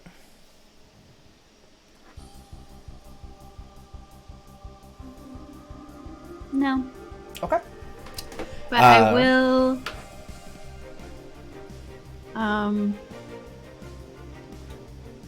No, never mind. You sure? Okay.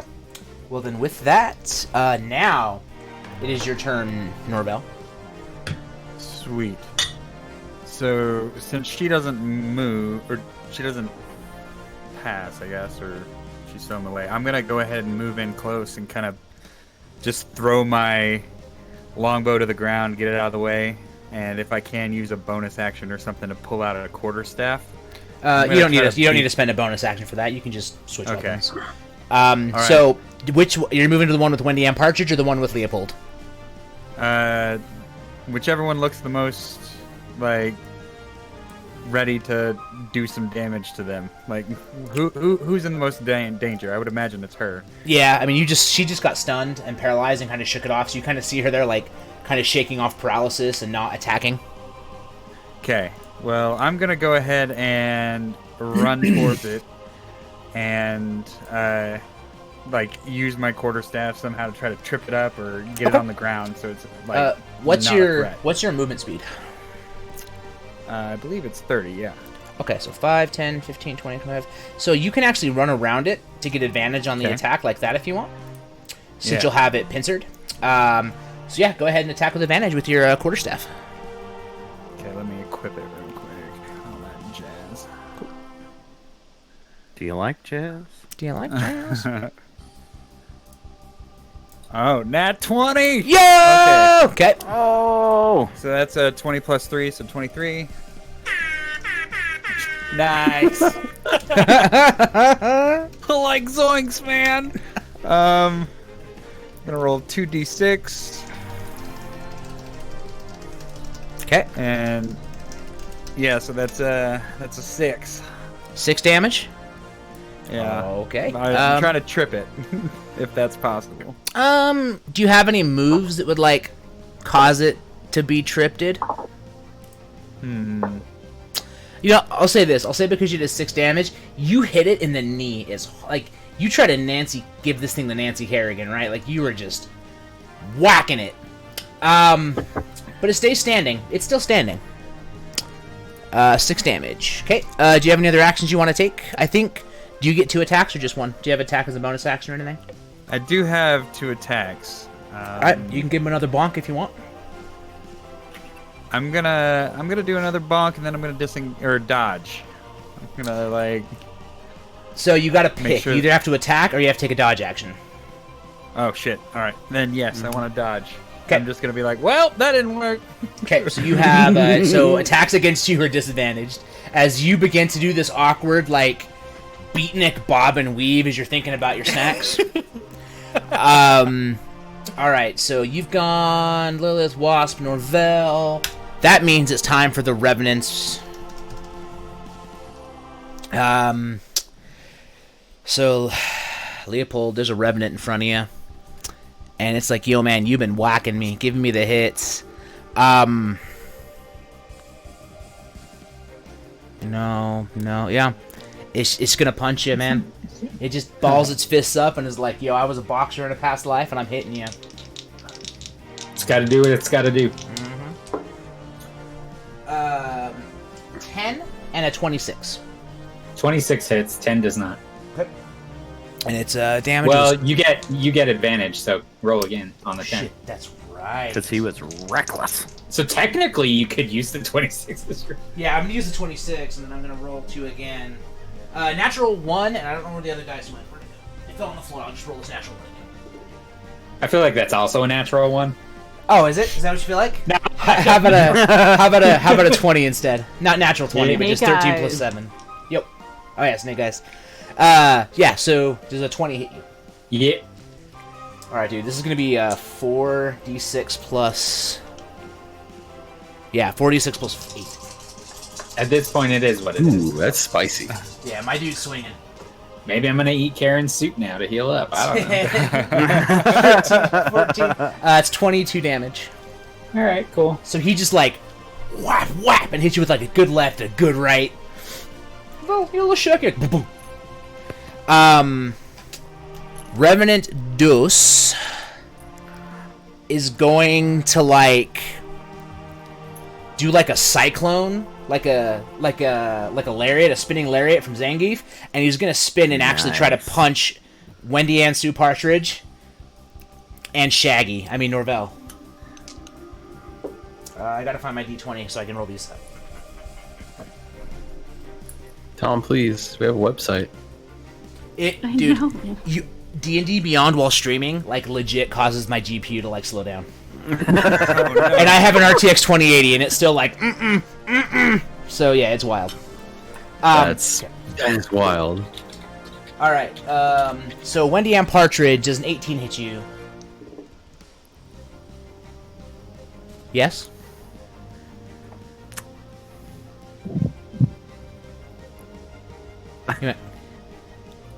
Yes? Okay, cool. Thank you. Norvell, does a 17 hit you? Like, yeah, man. Norvell, you take 8 damage. Wendy Ann Sue Partridge, you take 12. I would like the 8, please. I would like to cast No way. swap damage rolls. Okay. That's the Revenant, which means it should be Eustace's turn, right? Yep. So I can only do. I can't do sneak attack again, can I? You can. Yep, you get sneak attack damage every time. Yep. All right. Well, I'm gonna just fire 2 arrows into the one that just yeeted on Rivert. Okay. So I'm gonna fire 2 of those. Okay. So I got an so plus my I rolled an 11 and an 18. You hit both So times. plus 5. Okay. Yeah. So plus 5 to hit, which is like 24 and 17. So. Yeah, their AC is 13, so you should be good. Okay. So I'm gonna roll 5d6 plus 2 again. Damn. And that was 26 damage. Hell yeah. Is this the one that's fighting Leopold, or the one that's caged in by Scooby-Doo and Anna? This is the one that's fighting Leopold. Okay, cool. Okay, 26 damage. Dude, this thing it's wobbly. Like, I didn't know zombies could get woozy, but this thing is looking a little drunk. I'm woozy.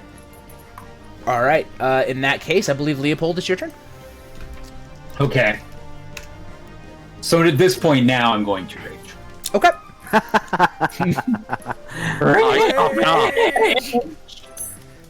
Rage. No, it's exactly like I just read. Just rampage. This one doesn't talk very often. Yes. It's a lot of just mean looks and glares. Mean Oh my mugging. gosh, are you crying? Yeah, but these tears aren't for me. I'm not crying. I was chopping onions. Okay. I mean, at this point, reckless attack again. Alright. So you Hell get yeah. advantage on both your strikes, right? Yeah. Yeah. Or just one strike. And you get advantage on both, right? I think it's both. I'm gonna say it's both. Casper would know. This is literally the first time I ever played a barbarian, so I'm gonna say you're doing it like if you're gonna do it reckless once, you might as well do it reckless twice, right? So I rolled an 18 and then rolled a 7. So I'm pretty sure what's your like a total 7 or 7 plus something? No, so my first roll was an 18, second roll was 7. Oh It's yeah, you advantage, def hit. so- You def hit. so Yeah. Then the next set of roll, I rolled a natural 20. So Fuck. All right. Oh, Roll it up. kill dude. Let's do this damage. okay. You do crits, DM. Just how do you do double the crits? dice. Okay. Okay, so let's do this thing then.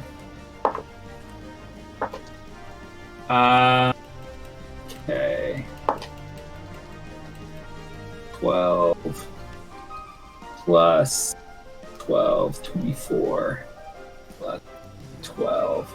36 points of damage. All right. So, how do you eviscerate the monster in front of you? So as I'm screaming rampage, just straight down the middle. Rampage! So, you're all fighting these slow, shambling revenant horrors, and you just hear Leopold scream louder than you've ever heard the man scream before. He's usually quiet and awkward, but as you hear Rampage echoing off the trees, the axe falls and splits them in half, and then he screams it again and swings the axe back up. And you just watch the two halves kind of... And, yeah, that Revenant is dead. You did, he only had 22 hit points left. So, yeah, you got him. Alright, so... with that, it goes back to the top of the order, which is Ribbert. Cool. So I'm gonna move my hunter's mark over to this one. Okay. Since that one dropped dead. Yeah, it did. And yeah, let's just shoot a couple more arrows at it. How's that About it. sound? About it. Whoop his ass. That's a 23. Yep, that'll do it. So No, don't you motherfucking monitor. 6, We're gonna take a break after this encounter so I can fix that. 5. Excellent. So the first one does 11 damage. Okay. Second strike, that's a 25 to hit. Oh, yep.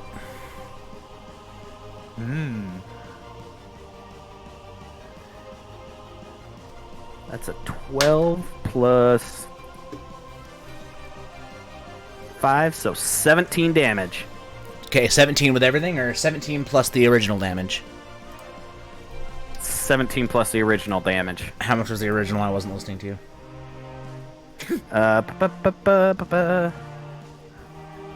It didn't save my damage.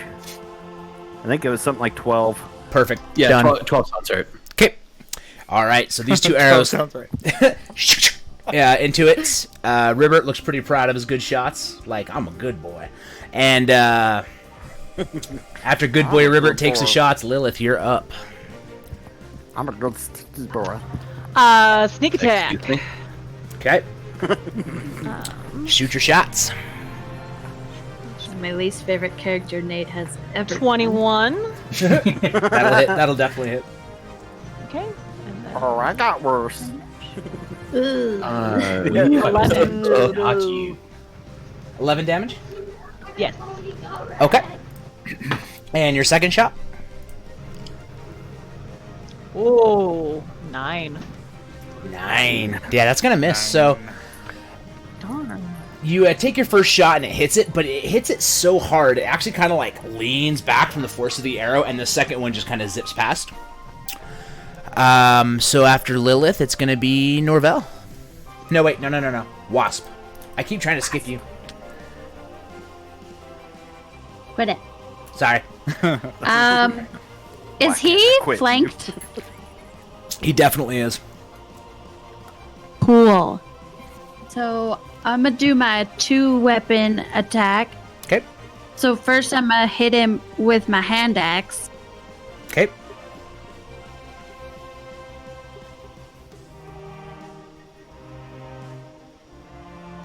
Flanking is advantage, right? Correct. Yep. Okay, good. Because first I rolled an 8, and then I rolled an 8. Aww. So I just whiff with my hand axe, and then I'm gonna hit him with my hammer. Okay. Yeah. Like a Phillips, There you like go. not a Phillips hammer, but like a plumbing hammer. Just Just a tenderizing mallet. And first, Tom knows First I- tools. Sorry, first I rolled a 12, okay. and then I rolled a 5. You actually missed twice. Okay. With advantage. Yep. On a very low AC, you're just swinging like. That ghost done, or that revenant done spooked you good. Yeah, it's living in your head rent free right now. Well, at the very least, I'm gonna wipe any blood off of my Christian poo boutons. Okay.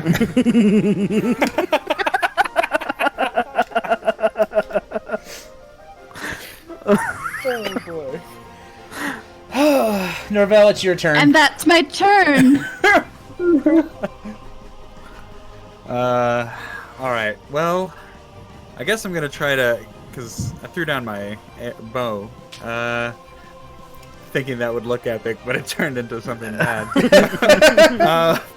So I'm gonna I'm gonna go try ahead to. and pick this back up. I'm gonna try Listen, to hit you him gotta- with my quarterstaff again. You gotta sick that dog. What speaks good? Oh yeah. What are we gonna do about that? Like, Roll, I had roll stats. attack for dog. If you have stats, I'll let your dog attack. Okay, if I'm just using like the wolf or something, would that Yeah. be okay? There's Mastiff stats. Okay, Use yeah. Mastiff. Let me find that. The dog's gonna like say a victory phrase if it wins, and then I'm gonna murder that dog. Then we're gonna have to deal with that. What is that Simpsons quote? Wait a minute, dogs can't talk. Damn right. Hi, Homer, find your soulmate. So, Ruby is gonna see that I'm in danger, and I'm Fair. gonna go, like, help, dude! And Ruby will come over and roll, I guess. Let's see, let me get over here. And we'll do a bonus. I don't know if it has a bonus. Nope. Roll that shit. I got a 10 That does not plus 3. hit. Oh, that does hit. I was about to say that dog just ran in a circle. Just like, and then runs back. Right. Okay, so if that does hit, it's a 1d6. Okay. Plus 1. 1d6 plus 1. She does 5 damage. Hell yeah. Digs into him. Oh, that's a good girl. Good lady, Ruby. All right. Oh, bite the zombie. You Fine. bite the zombie. I don't have a token for Ruby, but we'll say Ruby's like right here. Okay. Okay. Cool. And then do I need to do an attack? Yeah, you can still. So Ruby will not count. Like Ruby's like a separate character that gets one attack. We'll say. So you still get your attacks. Alright, well then I will roll for that real quick. Okay. Do a 6 staff spin. Hell yeah, dude. Bow staff skills. So the first one's an 8. With advantage? Second one is... Yeah. Oh wait, no, not with advantage. Because you have advantage, remember, because you've got it pincered. That's right. Okay, well then the second one is 12 plus 3, so that's 15. Okay. That'll definitely hit. That's a damage of 3. Okay. And then Gave him a little bonk. with advantage, I got a 19 plus 3. So that's That'll def hit. 2. Yep. And another d6 is 4. Okay. All right. It's like your staff sinks a little deeper into the leg this time when you hit for the knee. Like you're definitely making an indent, right? Like the skin's getting soft, it's getting a little bruised. It's hurting. Rigor mortis, man! I love that show. So there's only one revenant left. So it's gonna turn around, and I'm gonna need you to do a wisdom saving throw there, Alec. Because it's pissed. Like, you just keep whacking its knees, and it really wants to be able to ice skate after this is over. So it's like, would you fucking stop? So yeah, eyes go wide, looks at you. Give me that wisdom save. That is a 15. Okay, tie Plus goes 3. to the roller, right? Yeah, however you want to roll it. Totally, man. All right, I'll say that with the tie, you do clear the check. So you look and you make eye contact, and you are staring into the blazing depths of hell. You are terrified, and then you remember you're Norvell fucking Rogers. You're part of the mystery crew. You're not afraid of a revenant. Shit. And you're good. All right. I'm gonna go, this isn't even my final form, man! With that, Eustace, it's your turn. Okay. Oh well. Eustace is having none of this. So I'm gonna run another short bow of strike and try to get the sneak attack. Yep, you definitely get it. It's got a person on each side. It just tried to give the glare stare to. Okay, so I got 17 and an 18 respectively. Yeah, those will both hit. Okay, so 5d6 plus 2. Fuck. Okay. Okay, so that is. So I did 13 damage between that. Okay. All right. Leopold. Alrighty. Leopold's still raging. Yep. So Once again, let's see. I'm assuming. I am going to. Yeah, I have 40 feet, so Yeah, you're good. I feel like I can make it. Yep. Yeah. Scream rage again, and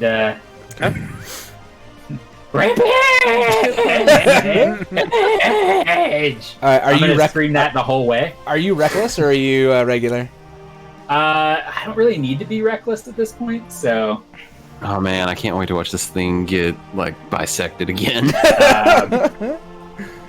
Yeah. So, because it's already flanked, so.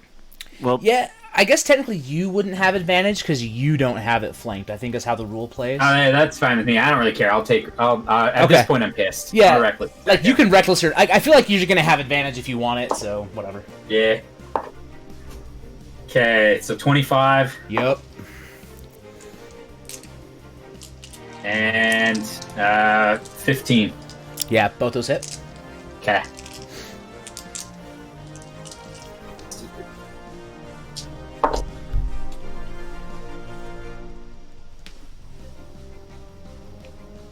21. Okay, total. Yeah. Okay. And I'm using my bonus action for using the Storm Aura. Okay. And I am calling down lightning. Okay. All right. So it has to make a DC 14 save. What kind of save? Dex. Dex. Oh, yeah. This thing is super Yeah. dexterous. It's not. DC 14. Yep. Natural 20. Actually, I know, right? it was a 12 plus 2, 14. So like. All right. So what happens? What's the? It Do I takes- still take it half? takes half, so I rolled a 3. Okay. So he screams lightning.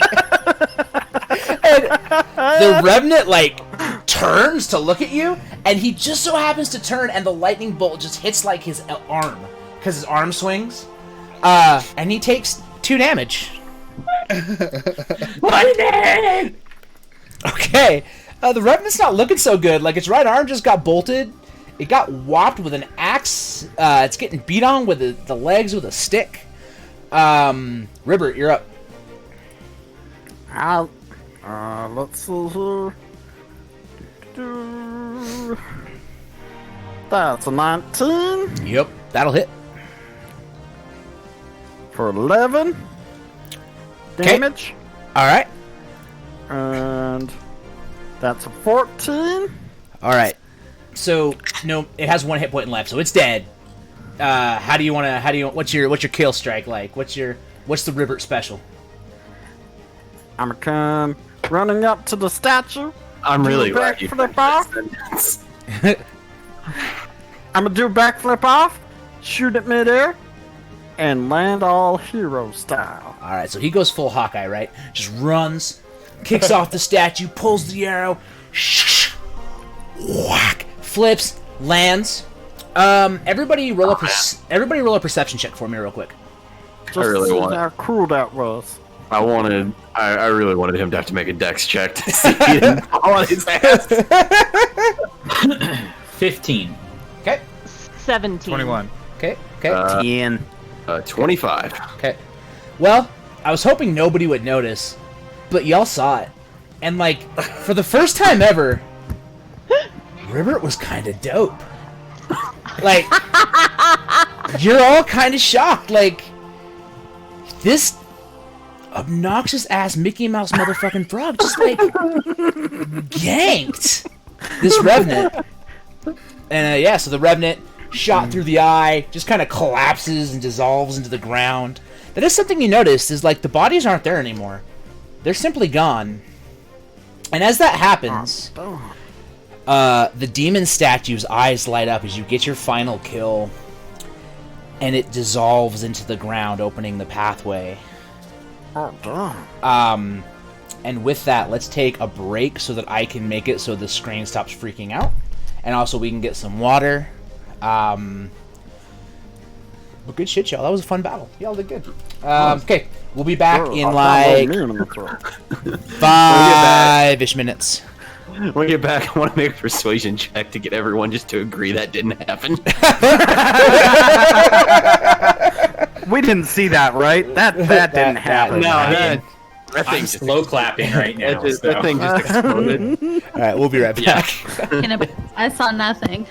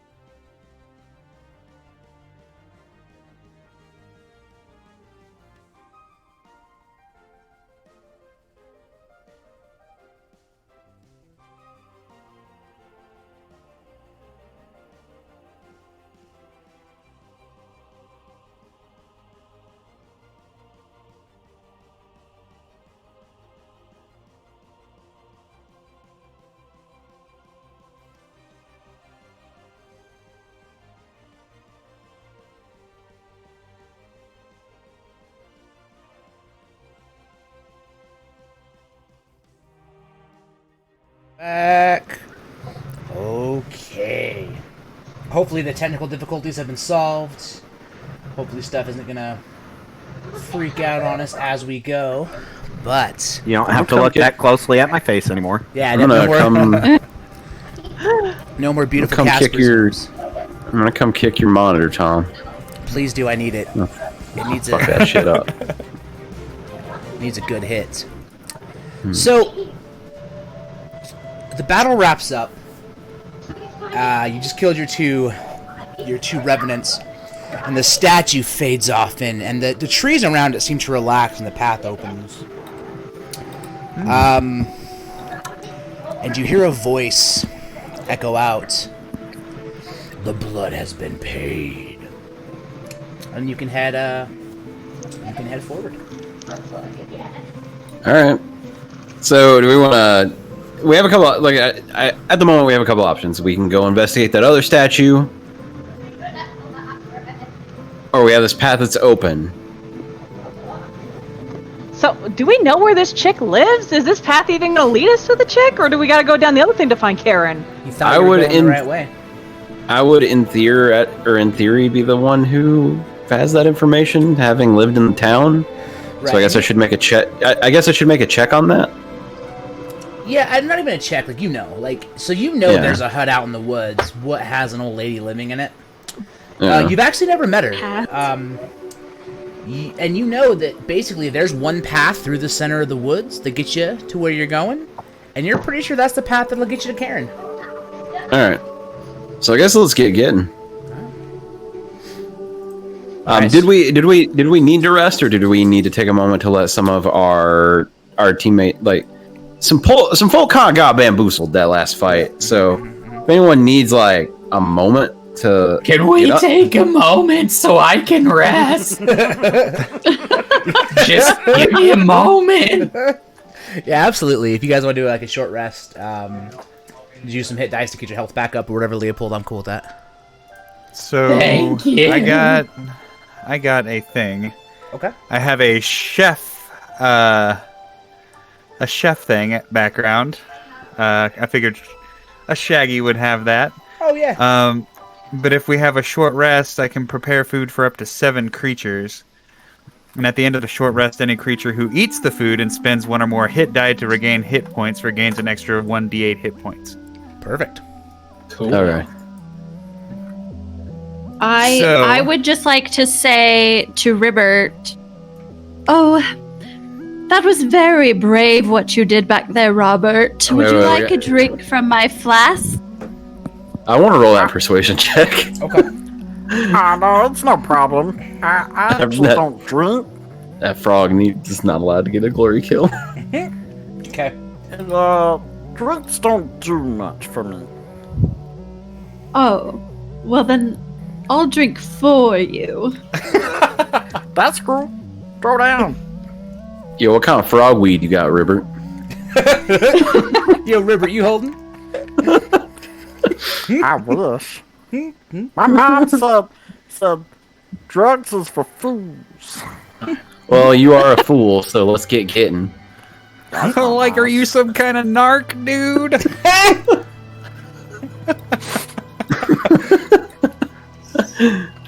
Anyway, I'm gonna give a small piece of food to anybody who's willing to have it. Okay. I know it's suspect, but it is made out of my backpack in a jiffy. If it was good enough for us to give to a priest, it probably won't kill me. Yep. I'll just Fair. pinch my nose as I eat it. Doesn't the liquor do that for you? Alright, so anybody that wants to do the short rest, go ahead, spend some hit die, get yourself healed up. Mhm. All right. And then, yeah, if you want to roll a persuasion check for the group as you're trying to convince them that Ribbert didn't actually do anything cool, I'm gonna say it's a contested check. So you're gonna roll your persuasion, and the rest of the group is gonna roll a wisdom save. I don't know. 11.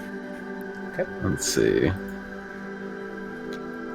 Okay, so I have a 23 Okay. perception, or a 20 1. Okay.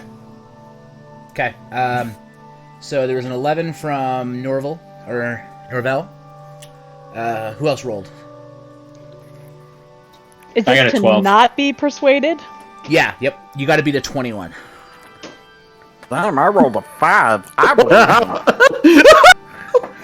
Okay. Gotta say persuaded. He didn't even think he did it. Damn, I guess I did, you know? Must be in my head or something. Wendy Ann. I rolled 11. So, is your all? Oh, Leopold, did you roll? Yeah, I got a 12. Okay. So, as you're all sitting there eating, Eustace was like, "There's no fucking way that the Grund did this. Like, it's just not possible. Like, this weird dude." And Ribbert, as you think about it, you're just like, "Yeah, man, he's right." Like, I mean, I know how to kill monsters. I kill them all the time, but a backflip, pulling an arrow through the eyes and dissolving? Nah, man. And the group's pretty sure. The group's pretty sure there's some kind of forest magic making you think you're all way cooler than you really are. After what I ate for breakfast, I'd believe it too, or wouldn't believe it. All right. Time to gaslight the party further. Eustace, I'm gonna give you an inspiration point because that's fucking dope. And then, Jacob, did you roll your heal and everything? You good? Yeah, I'm good. All right, cool. All right, so yeah, y'all want to head through the new entryway, or what you want to do? Yeah. Or Yeah. Okay. So Sure. y'all walk through the entryway, and you come into a clearing. There's not much here. There is an open area. There's what look like logs cut into seats almost, like stumps that have been kind of shorn down so you could sit on them. And you see a chest sitting in the middle of the room. all right, so I would like to make an appeal to Wasp.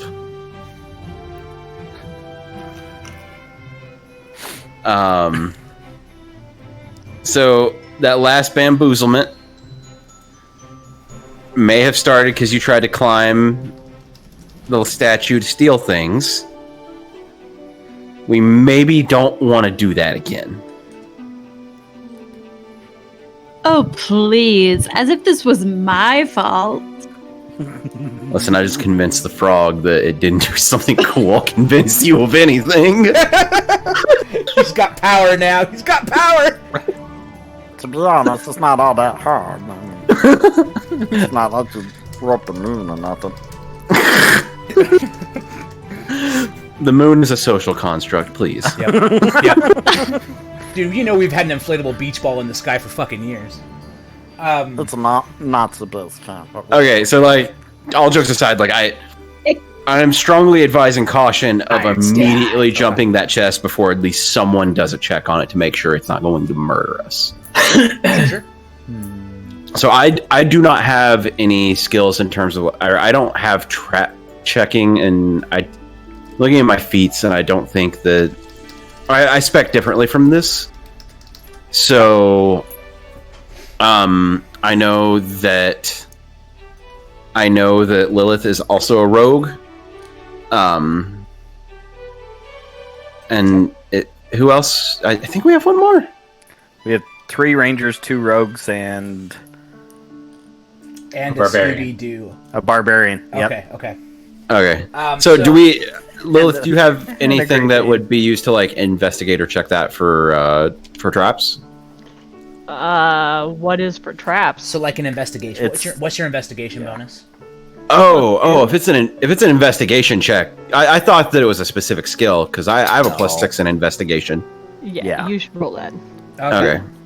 All right. So Eustace then is gonna go check out. Like you're like whoa. Hold up. And you go. Take I a got look an at the 8. chest. I got an 8. But is it shiny? It's nice shiny chest. Looks fine. Seen chests before. Definitely looks like one. Doesn't seem unsafe. trapping. Are there any rocks around? There are no rocks around, actually. All right. So I actually have ball bearings in my. I have a bag of ball bearings that just chuck it. Okay. All right. Roll a dexterity check. Dexterity check. So I have a plus 2 to. amphibian.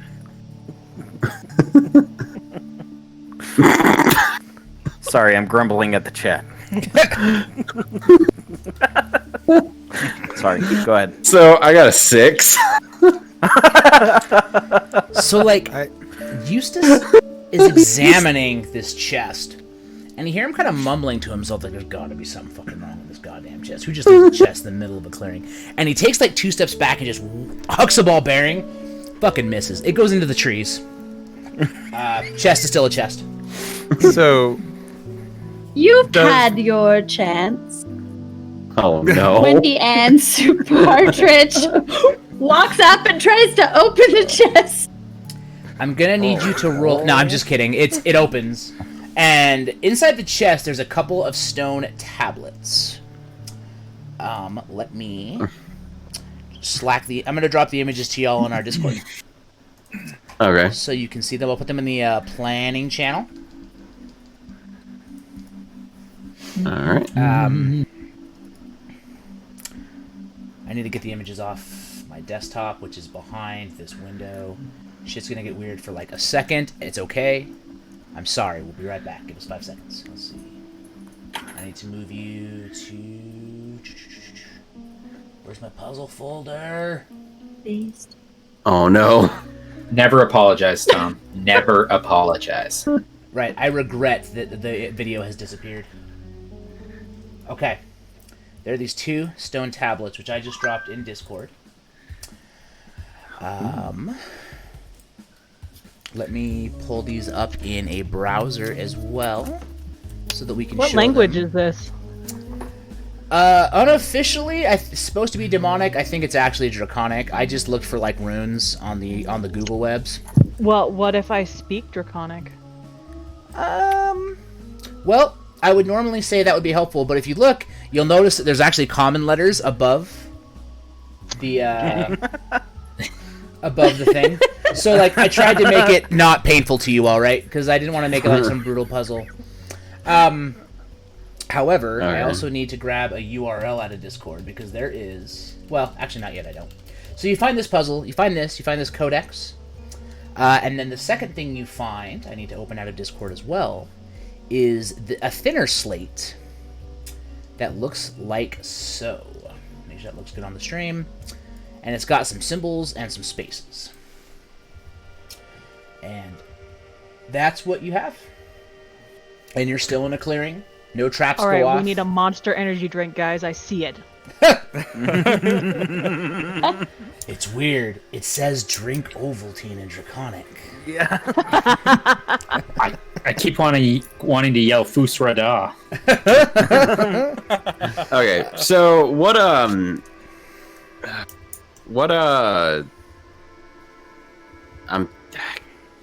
dang it.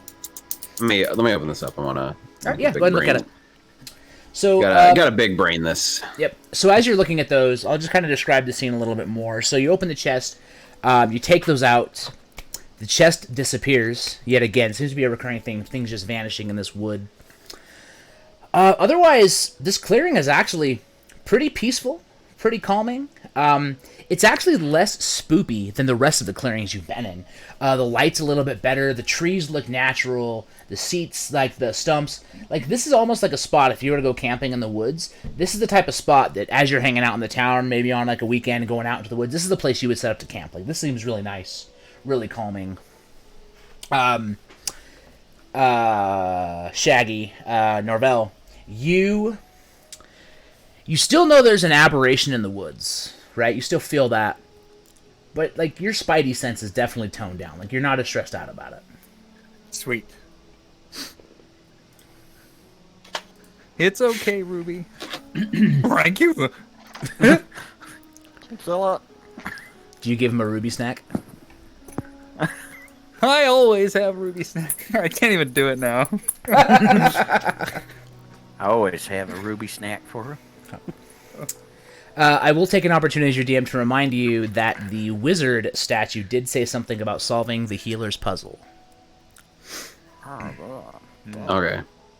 So, kind of putting everything together, we have N space E space space space P E.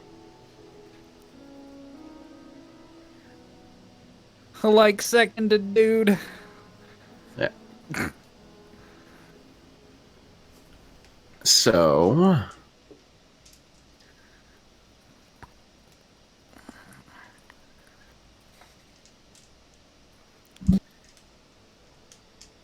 All right, let's look around at the stumps. Can I examine the stumps closely?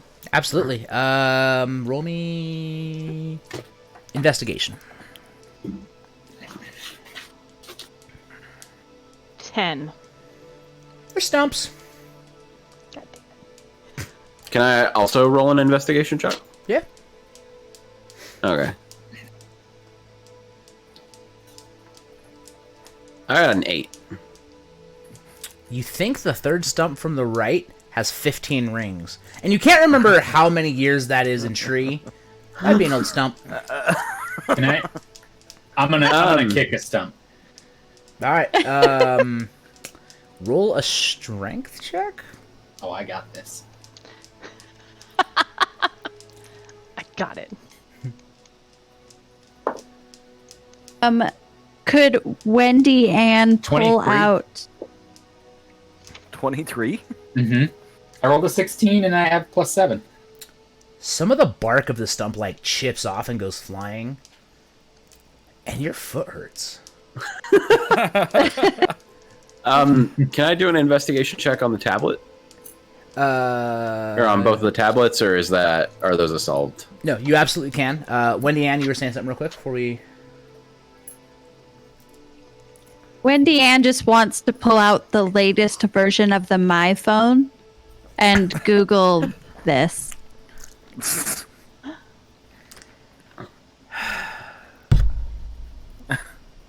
on that one for a minute. All right. So what were you saying you wanted to do, Seth, before my wife tried to Google God, the it answer? took you straight to the Lincoln Project. Back out, back out, Back out! Propaganda! Seth, what were you saying? So he just got registered as a Republican. I'd like to. I was born that way. I want to go ahead and just. I just want to go ahead and do an investigation check on the tablet, see if there isn't any hints or signs in it, something that may help us solve this, or just maybe a clue or something in regards with that, since the chest itself disappeared. Yeah. So I'm not even gonna make you roll as you're looking over it. Clearly, as you've compared it, right, this is definitely a codex of some sort. You've solved these kind of things before. You've seen them before. There is a local scroll that gets delivered every once in a while where, as you're sitting at your bar relaxing, you'll do a word search or a cross thing or solve a codex, if you will. So you definitely know that this is a key to a language of some kind of rune. But there's nothing otherwise special about the tablets. They're just tablets with this information that you need. Okay. I got a question. Yep. If we're using the Mastiff stats, Ruby would have keen hearing and smell. Mhm. And if we're kind of linked as a companion, I would imagine I'd be able to communicate with her somehow. Of course. Yeah, and she talks. Yep.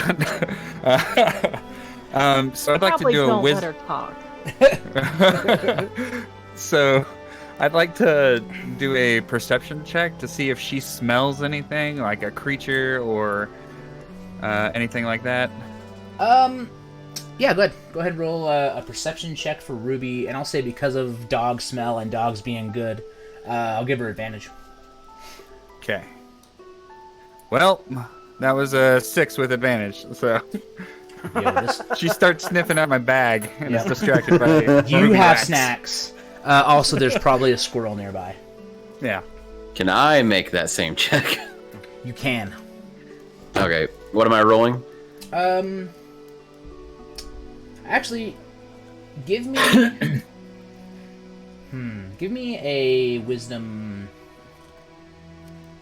Give me a wisdom check. Wisdom. Okay. I got a 17. Cool.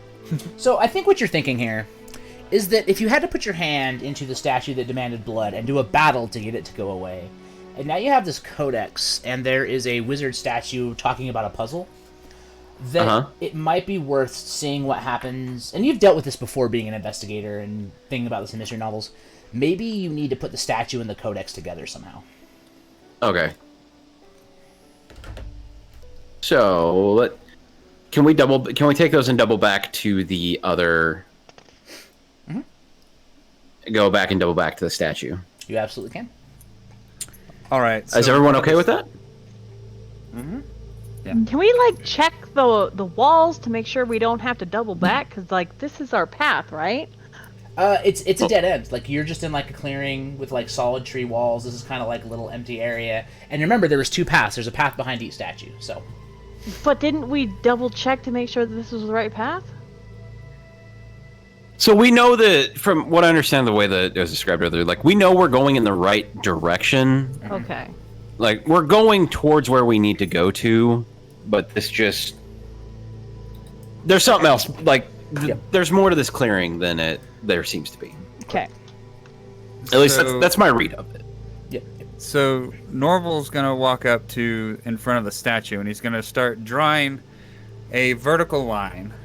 Okay. And then a horizontal line. Okay. And then go back up to the top with his quarterstaff, and then draw another one. Mm-hmm. And what kind of looks like what you recognize as a gallows. And he says, "I know how to play this one, guys. It's Hangman." And as he does this, because I don't know how else to get this kicked off, he's doing it, and he brushes his hand across that panel again, right? The panel that has the lighting. But this time as the lights appear to spell out the mysterious message I can't remember, talking about solving a puzzle, you see on the ground magic runes appear in front of it. And if you click the URL that I just dropped in our planning chat, and I'll also click it as well so they can see it on stream, you see what looks to be a series of symbols, and I see how this looks on the stream. I'll try to frame it up a little bit better. Okay. Oh, this is dope, bro. Thank you. Okay. I spent some time doing this today because I really wanted to put you all through this. So, yeah, you see this symbol pop up, and you notice that you can push your fingers across the symbols, and as you do that, common appears in the screen. And if you hit the big button, it seems to tell you if you've done something correct or not. So can I make a? I think I understand how this puzzle works. Okay. So from what I'm thinking, the 3 symbols we have here are the 3 missing symbols in the 3 missing symbols that are currently sitting in the puzzle. So by figuring out, comparing the symbols we have here, and then slotting them into what we currently have, we have all the letters but 1. Am I punching in the right direction? It spells out try. Well, the big button. The big button spells out try. And I'll give you a hint. I was just trying to think of a clever way to make a submit button with draconic images. Okay. So you'll notice when you put in some symbols here, right? Like if I type in a couple symbols and I hit this button, if it says, so it'll actually verify whether or not you typed the password in the correct order. Okay, so we know what the first, we know 1, 3, and then the last 2. And the answers we have here, so right now we have N space E space space space PE. For each of these buttons, we have ACEGN0PQSW. Can you say those one more time? So, and I'll take a screenshot of it and post it in the chat. Okay. And also, just so you know, there is no number, so the 0 should be a O, unless I accidentally used the wrong symbol when I was coding this morning. No, it's right. So I will post this in the chat, and then Tom, you can.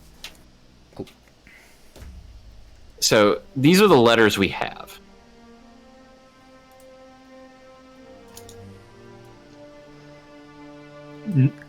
No escape. You. Okay. Spooky man. So for that one, No escape. So So what are the symbols? I'll type them in. N-O N-O. ACE.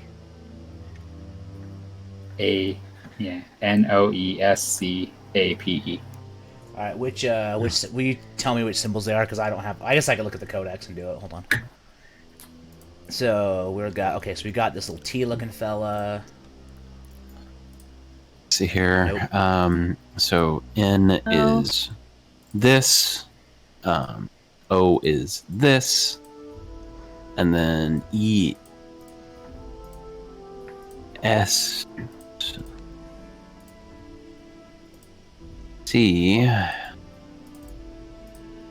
A. Tom, this P. is painful. I'm sorry. Yeah. So yes, the passcode is no escape. I just keyed it in. Okay. I can't remember what the symbols are to do that. But as you click that in, you watch correct in common pop across the screen. And you hear a snapping sound as the runes lock in. And the wizard raises her staff. And the statue disappears. And also the middle statue with the rubies for eyes vanishes. And the room seems to become peaceful, calming. The trees unfurl, and the doorway opens up, and a path is revealed to you. Can I just check and see how worn these letters are? Is this like a common thing that people do in the forest? Just entering in runes into statues? So, with your knowledge, this is definitely not something you're used to seeing. And it was real. You've never seen anything like this. Like, it was definitely magical, right? Because as your hands brushed across it, you felt the light energy pop up and it come down onto the ground. So, I don't think this is the shrooms I had earlier. so yeah, you have officially solved Tom's 8 a.m. idea WebGL puzzle. It's And- pretty rad once you put it in and the correct comes across. Oh, thanks. So yeah, the door Suck opens. it, Grandma Papadopoulos. I can't think my way out of a paper bag. Okay. So yeah, the So, path is open. Okay. So, should we go ahead and so we still have like some spooking that may be around. I know there's that apparition that Norval is convinced may be real, but might just be mushrooms. Is that something we maybe want to check for before we head into the next area where that thing could be? You are more than welcome to. I would love to. Do it. So it says I think it lasts for Oh, you want to check for the aberration? yeah. Yeah, I you wanna still see if we're feel it. getting- This would still have an aberration. I guess it doesn't give location, so I probably couldn't get like a hot and cold feel on it, could I? Yeah, but I will say that even after solving this puzzle and like the trees loosening up, things like the forest in this area now after that statue dropped and all the statues disappeared, it feels like the forest you're all used to roaming. Everything feels normal again. You still feel an aberration. There's still definitely something in these woods. Okay. Still feeling it, dude. I ain't come down from this yet. Thanks, buddy. I appreciate your insight. Maybe less weed. All right. So, yeah. So I guess we do. Are we ready to move forward?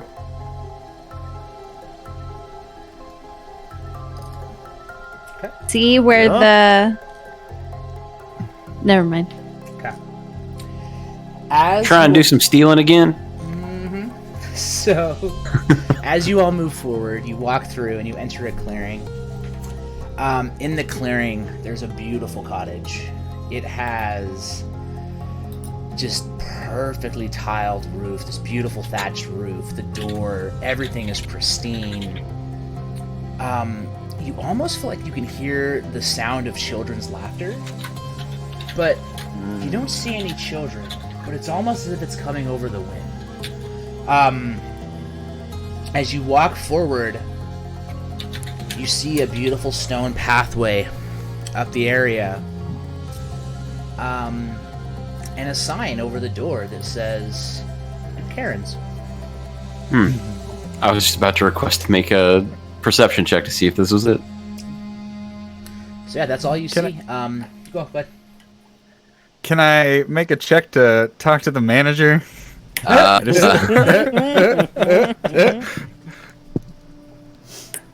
just kidding. Yeah. So yeah, you Okay. all of you are standing in this area. You see a door.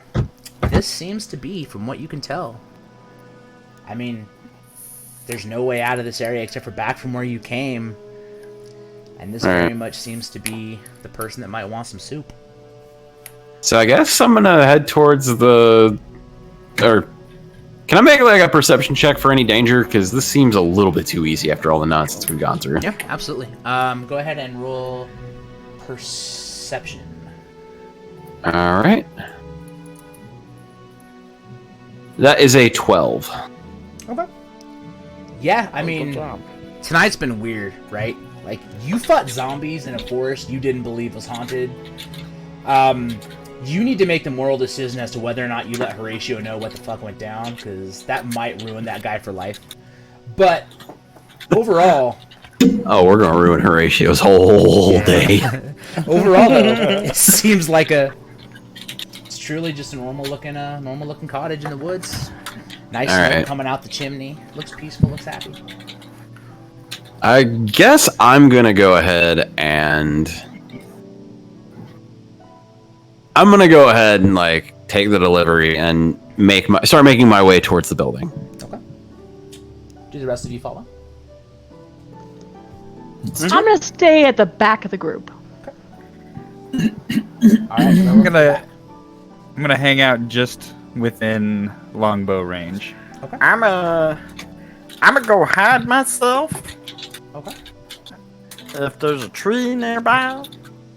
Definitely. Go ahead and roll a stealth check for me. Oh man, I gaslit the frog into being a coward. Yeah, give me a 22. 22. 22. All right. I hope you feel good about yourself. Oh, I do. All right. So, Eustace is a very good person, but he's kind of wily.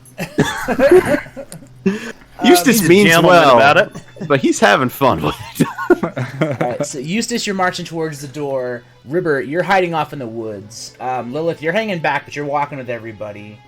What are Leopold, Wendy Ann, and Norvell doing? Leopold's just kind of following after Eustace. Okay. I'm just heading right in. Okay. Marches forward confidently. All right. She will speak to the manager. Ruby and I'll just kind of hang out right at the tree line with a arrow ready if anything goes south. Just kind of in the shadows, hanging out. All right. Do you want to be hidden or do you want to be hanging back? If there's something that I can hide behind, yeah, I'll definitely hide behind it. Okay, give me a stealth check. Fuck. Oh, wait, no, I got a +5. Oh, God. Dang. 9. So you're kind of off there, but, like, also, you're munching on a snack and, like, you're talking to Ruby. Like, it's okay, Ruby. We're going to get through this. We got this. We're going to be good, Ruby. Okay. Okay. Like he's hidden, but the dog is visible. Exactly. The tail's wagging just above the box that I'm standing on. Exactly. It's still a good dog, just bad at hides. She's the best dog. Best dog, just can't hide good. So you go up to the door, and as you approach it and put your hand up to knock, it swings open. And you hear this sweet old voice of, oh, hello, you brought me. Are you the nice folk from the bar to bring me the delicious noodles on this wonderful ghouls night? Yes, ma'am. I'm gonna leave this right at your porch. We've had a bit of an interesting night, and to be frank, I need to get back to my bar. This took a little bit longer than I expected. I'm gonna leave this right here on your porch. Y'all, you can invoice me later. Honestly, the meal's on the house. I'm gonna take my leave, and you have a wonderful evening. No, you must come in and have cookies. I'll get money. I must tip you. You went through the forest on a ghouls night to bring me Noods. I must. And she walks back in. You see this like tiny Pixar-ass looking grandma just like walking herself along, hobbling in this beautiful little home, warm fire built. Ma'am, speaking bluntly, I have almost gotten myself murdered for far. You don't need to pay me. I have done dumber things for less money. As far as I'm concerned, enjoy the food. Tell everyone you like about it. If you so choose and so inclined, on a night where maybe the devil is not out, you can come visit the bar.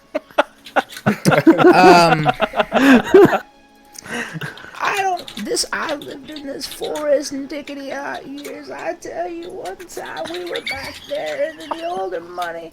You would talk about how you needed a coin. Do you remember, young man, when the coins had bees?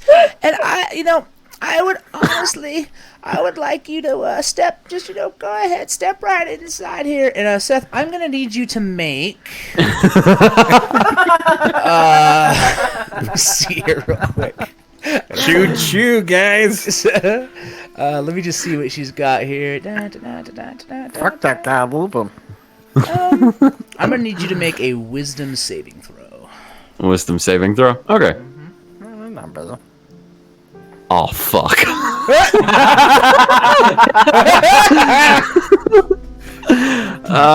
Natural one.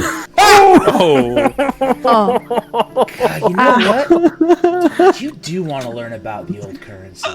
And you've always been curious, and it smells so good inside there. Can I step forward and try to persuade him to stop? You can, but my man's Okay. charmed. Excuse me, ma'am. Where is your water closet? I could use some powdering. Oh, come right inside, young lady. And she pulls the door open. Lilith, what are you saying? What's that number? Do you know it? 1 and... Okay, anyway, I got a 17 plus 8, 25. You are super convincing.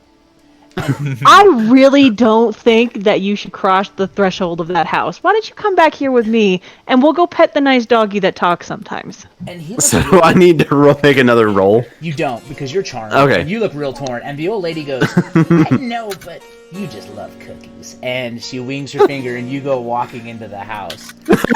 And she says loudly, those of you hiding in the trees, you can have some cookies too.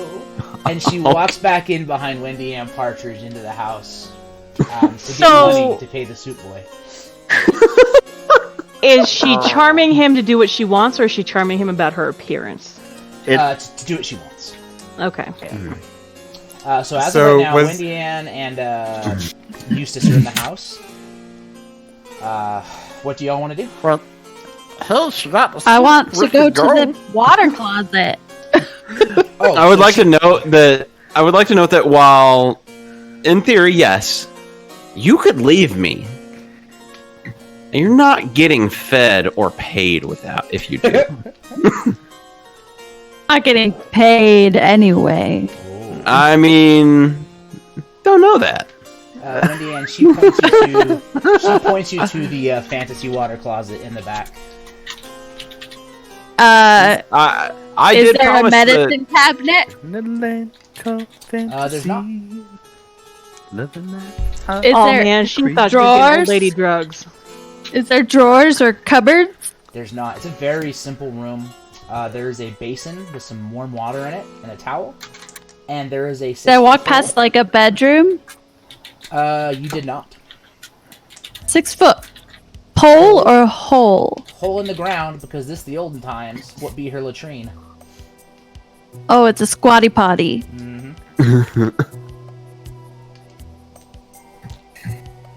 So Well, I was hoping gonna- for old lady jewels, but whatever. I'm gonna look in the house after the other two and just.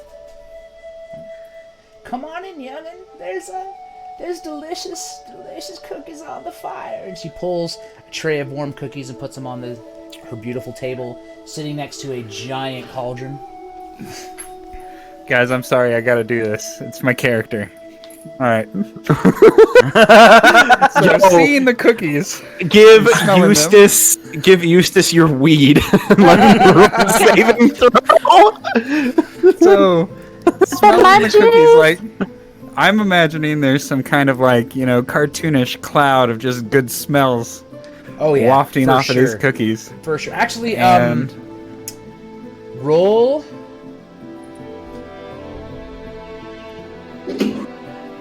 Roll a wisdom saving throw for me. okay. You cannot mess up as hard as I did. So that's an 18. Okay. So Ruby should probably have to do one too because she's just like me. absolutely, and I'm gonna give Ruby advantage because she's a pupper.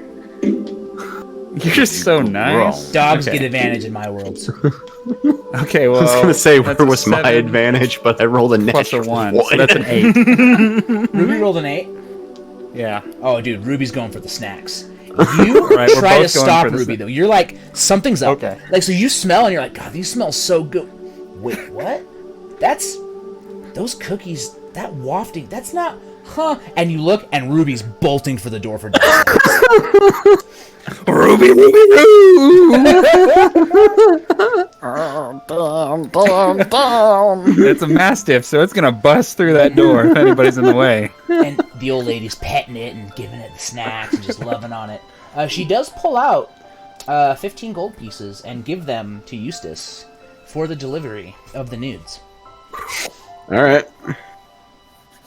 Okay. I'm Robert. gonna cast a spell on myself. So I'm Go gonna ahead. cast protection from evil and good on myself, Okay. and protect myself from. I'm assuming this is the aberration.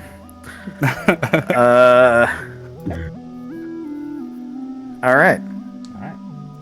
So, Karen sits down at her table and says, "Now, I know." And she sees Leopold in the doorway, right? Says, "I know. Are you the chef Leopold I've heard so much about? I know you put so much time into these noodles, and I think you should see me enjoy them." And she pops off the magical lid, the warm broth and the heat, and she begins eating it. Oh, this is the worst ASMR. Oh, And a look goes across her face that you have never seen in somebody that ate her noodles before. Because she may not know this, but you know that you fucked up that dexterity check at the beginning of the game. Some of them noodles hit the floor.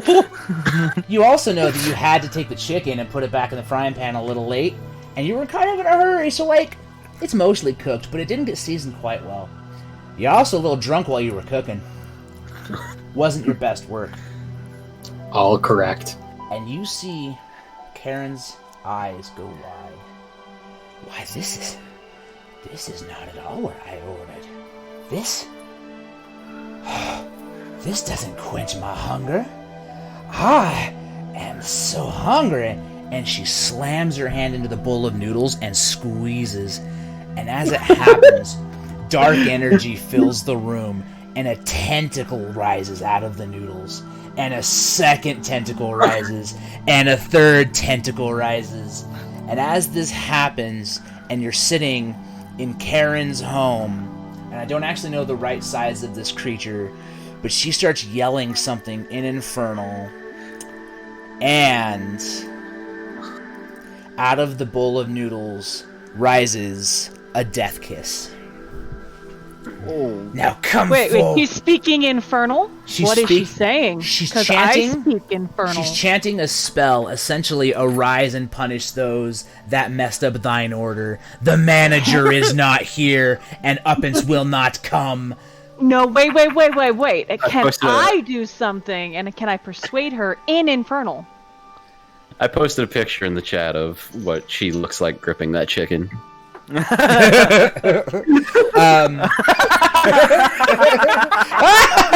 I love grabbing food with force so much. Oh my gosh, yes. So, Dislike. I will say you can try, but she was either going to eat the soup and then try to eat you, or she was just going to try to eat you. Am I still charmed? Okay. You want to roll this one? Right, Okay. I'm going to let her do her thing. Plate down. Second on that charm question. 18. Okay. What do you say to her? Now, are you really sure? I mean, can we give you a free meal tomorrow? Maybe a double serving? I am technically. know. You shut your mouth. You don't speak this language, sir. No, like, I'm giving you. He doesn't know what I'm saying. I don't. But like, I'm technically a bad chef's boss, so Yeah, I can make yeah. him remake You it know, better. it was his first day, and his dog was sick, and I'm so sorry. Can we make this up to you tomorrow, or give you your money back? She turns as the illusion of the house melts away. The illusion on her face melts away into this disgusting, decrepit creature of the night. And she said, "Oh, you can most definitely give me a free meal tomorrow when I eat the rest of you." And as the illusion drops, this hut is gross. It is decrepit. It is covered in spider webs. The table's broken. There's a skin-bound tome on the tabletop that, I guess that's where her spells. The cauldron that looked really pretty in the corner is now rusted and gross, and there's moss hanging out of it. And I'm gonna need y'all to roll initiative, because this witch be cooking. All right. Hope y'all ready to fight Karen. Oh, I'm ready. All right, Lilith. Born ready. 17. Okay, Wendy Ann. 20. I got it. Oh, sorry. Okay, nope, you're at Eustace. 12. 12. Ribbert. 17. Okay. Leopold. 19. Okay. Norval. A 10 for Norval and a 17 for Ruby. I'm gonna have you and Ruby go at the same time, if that's okay. Okay, that's fine. Only because I don't have her in the initiative order. Well, I guess I could just add. I could just add her though. You said a 17. So, are you a beast master, Alec? Yeah. So your beast goes on your turn. Oh, okay. Well, Well, there you go. there we go. All right, cool. All right, and then I'll say 0 on Ruby. Now I need to roll for the Night Hag and the Death Kiss. Death Kiss is a 9. Night Hag is a 4. All right. Are we all familiar with night hags? I can show you a picture if you want. I'm not familiar with them. I just found them while prepping this game. What was I trying to do? Not me. Trying to do something. I was gonna change the music Apparently, I to have no idea what I'm doing. not happy music, but battle musics. I'm walking on All right. sunshine. So with that, Wendy Amp Sue Partridge, you're first. I'm going to cast Hunter's Mark. Okay. On the Night Hag or on the Death Kiss? On the Night Hag. Okay. And I am going to pull out an arrow and notch it and look at Robert and say, "Now, Robert, I have been trained in archery since I was very young." And I'm going to shoot at the Night Hag. Okay. Let's hope so. Fire away. Hit her with your best shot. Tom, can you display the turn order on screen, A please? 21. Actually, yes, I can. Thank you. I got a 21. Whoa. Let me... 21? Yeah, you definitely hit the Night Hag.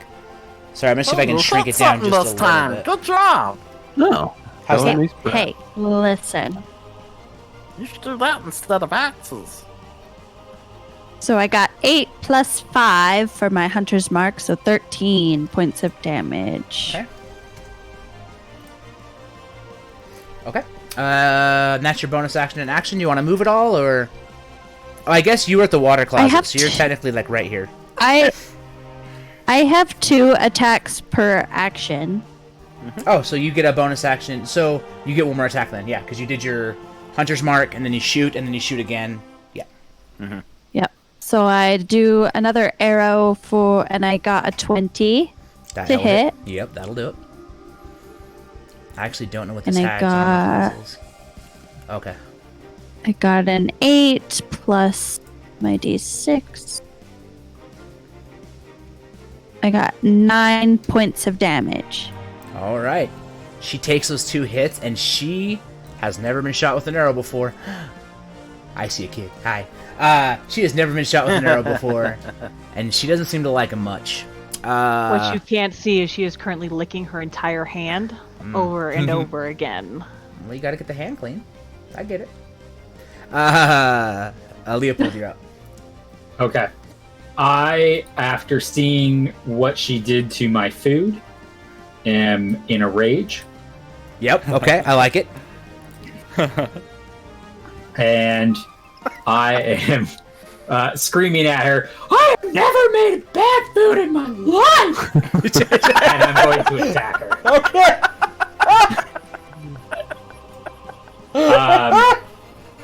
I am. Are you reckless? Oh yeah, without it. So I want to 17 scream for that the at my first- children sometimes when they 17 for the first attack, Okay. and 24 for the second attack. I need to check her AC. 24 definitely hits. 17, yep, just barely hits. Okay. And let's see. Death kisses are cute. 28. Yeah. 28 damage. Holy shit. Okay. Fuck. This is supposed to be a deadly attack. 28 damage. Okay, well, that one's not. All right. So I need to go back to turn order. So that's after you're there, and there it's gonna be Lilith. You're up.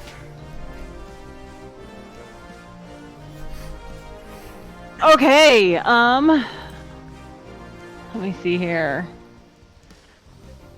So they're engaged, correct? She is, yes. Okay. I would like to do a sneak attack. Absolutely, you can. Yeah, I know, honey. Thank you. All right. 17 to hit. Barely hits. 9 damage. Okay. And that's with your sneak attack bonus?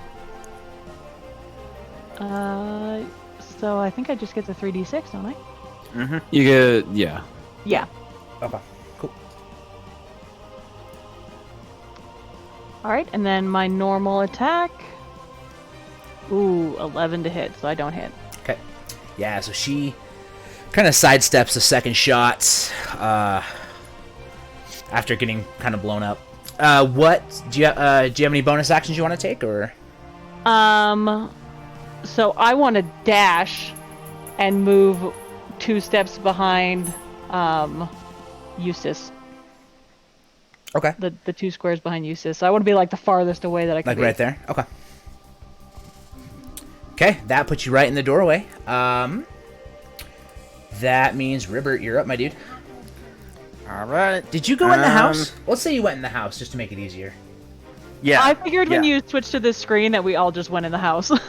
Yeah. I think we all followed in.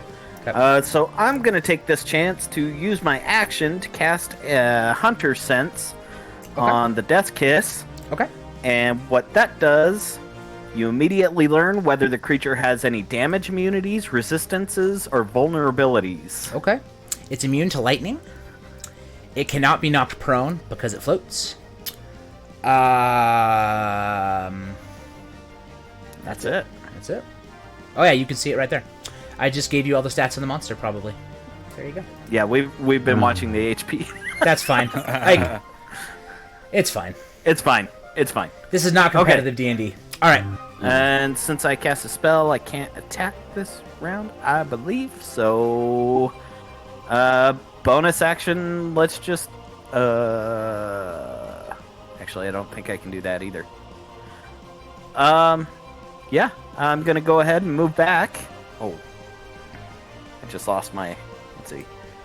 Move me back towards that southwest corner. 4 squares. Like that way? And down. Plan there? south. Okay. Yes. Okay. Yep. So I have a question about something I can do. Okay. So my character has an oil flask and a tinder kit with him. Can I ignite one of my arrows instead of taking... Can I ignite one of my arrows and fire instead of taking 2 actions? Or in two attacks? I'll say that you could do that on as a bonus action. I would let you do that. Okay. And one of your arrows would be flaming, and then we would just have to figure out what the fire damage would be. Okay. So, Eustace is livid. I would be too. There was a lot of, I'm trying to do the right thing in the community with this witch. That's maybe a mix of self-preservation. But Eustace got. Yep. And so, Eustace is no longer like weird, quirky bar owner. Eustace is now the Imperator. Like, Eustace is not messing around. So I'm going to use my turn to crack a fire, open an arrow, and then... Do I have access to sneak attack with the arrow, or it is me lighting it on fire, invalidating? I will say your main attack will get sneak attack damage, and your second attack will get the fire boost. And so let's actually say, because this is a very creative idea, and this witch ain't never messed with this before, I'm going to give you sneak attack damage on both hits. Okay. Because that's also easier than so figuring out what fire would be. I got a 19 and a 1. Okay, the 19 hits, the 1 does not. Okay. So I'm just going to say the 19 is the fire, or is the flaming arrow. That works, yep. Okay, so we said the flaming arrow was not the sneak attack, correct? So I was gonna give you sneak attack on both hits with the flaming arrow. Okay. How do you want to handle fire damage? Let's roll it as fire damage, but roll it as your sneak attack damage. So we'll give you... Oh, no, you get sneak attack. Huh. You know what? I'll give you an extra... You want to just set an extra 2 damage? Let's just do an extra 2d6. So you get... Yeah, so you'll get your 3d6 for sneak attack, 2d6 for the fire, and then your hit. Okay, so I get 66 plus 2. I'm down with that. Yep. Light it up! Oh dear. So that's 28 damage. Nice. Okay. So Eustace is pissed, right? And you guys are like, what is the... And he's like yelling about disrespecting a man of his stature that lives in the neighborhood, just trying to be friendly to everybody in the community, and she set them up on Ghouls Night. He's missing the pumpkin parade. He didn't get a bob for apples, and he fires the first shot, and it just sticks into the wall. And then he's like... I can act... Oh yeah, go ahead. I can act this if you want to. If you want to, go for it, yeah. Swear to God, came out here, tried to give you a free goddamn meal in the middle of spook night. Had to do some goddamn wizard puzzle, and you all your nonsense witch horse shit. And he like reaches in his bag, lights the arrow on fire, throws the oil, shoots it, and it hits her right in the chest, and you just see her like burst into flames, right? 28 damage. she is looking real messed up. Like, she's got burn marks on her. Her skin's kind of weirder than normal. Her clothes are kind of singed. Witch is having a rough night. Anything else for Eustace, or are you good? That's fine. You just cussing. Norval, Norvell, you're up. It's you and Ruby. It's the All right, foghorn so- leghorn bit. I So say, being- God damn it! Great. So I imagine Norvell knows his way around a kitchen, and he sees that cauldron over there, and puts one and one together to equal 2, and he figures whatever's what's in that cauldron is probably not great. Yep. So he's gonna run over behind that cauldron. He's Okay. gonna dock 2 arrows real quick, and Okay. he's gonna dip them both in there. And he's gonna see what effect it has on this death kiss. Ew. Okay. Oh, I'm gonna liking this. I Alright. like this a lot. Yeah, it's actually super dope. So I'm going to say you run in there and you dip it. And then you run it back. I'm even going to give you the extra movement for style points. So you can see past this Okay. like broken down rock. Actually, this is all broken down rocks anyway. So you're over here. You dip it. As you look at these rocks, there's like rotting corpses just laying on the ground in the other room. And you're like, what the fuck? Anyway, go ahead. fuck, man? Go ahead and take your greasy cauldron shots at the death kiss. Alright, so I am going to roll a 19 for the first arrow That'll hit. and a 9 for the second. 9 for the second. Okay. That will miss, so you only get 1 hit. Alright. Do I get any bonuses for maybe poison, hopefully? I'm gonna make him do a Constitution saving throw. Okay, well that does 6 damage. Okay. Takes a 6. The Death's Kiss rolls a 14 for con. I'm gonna say, go ahead and roll. Roll a d8. A d8. That is a 5. Okay. So your original hit was 1, right? Or 8? Sorry. What was your first damage? My first damage was 6. Okay, so 6 plus 5, so 11 damage. So you see Eustace dip both of his arrows, and it looks like the arrows are kind of steaming. You fire your first one, it hits the wall, and the wall kind of dissolves a little bit. Takes the second shot, it stabs in, and you see the flesh of this creature start to kind of burn away. Looks like there was like a little bit of leftover acid just kind of floating in that mixture that you were able to pick up on the arrows. So yeah, that's 11 damage total. Sorry, my brain is turning into Sleepy Tom. So 11 damage to the Death Kiss. Okay. So I Ruby's haven't. just gonna hang out by me and kind of ready herself if anything comes around that corner to attack me. I have another question. Yeah. Is the Death Kiss like a familiar, or is it its own? Like, is it its own It's entity? its own thing. So she like basically summoned the aberration, and Okay. Alec, this is definitely the aberration you were feeling. The way I'm kind of playing it is like, this is a lonely old witch out in the middle of the woods. Sometimes she wants something to talk to, so she'll like summon the Death Kiss. Also, there's all these dead bodies what would be laying around the hut. When she goes out like looking for people or travelers, if she can't deal with them herself with cunning, she will bring the Death Kiss out. So that's what you felt. Okay, so it is the Death Kiss's turn. So this will be cool. What do they do? I have no idea. Yeah. Alright, so that's good. Okay. So the Death Kiss hears the screaming of the angered cook and turns its attention slowly.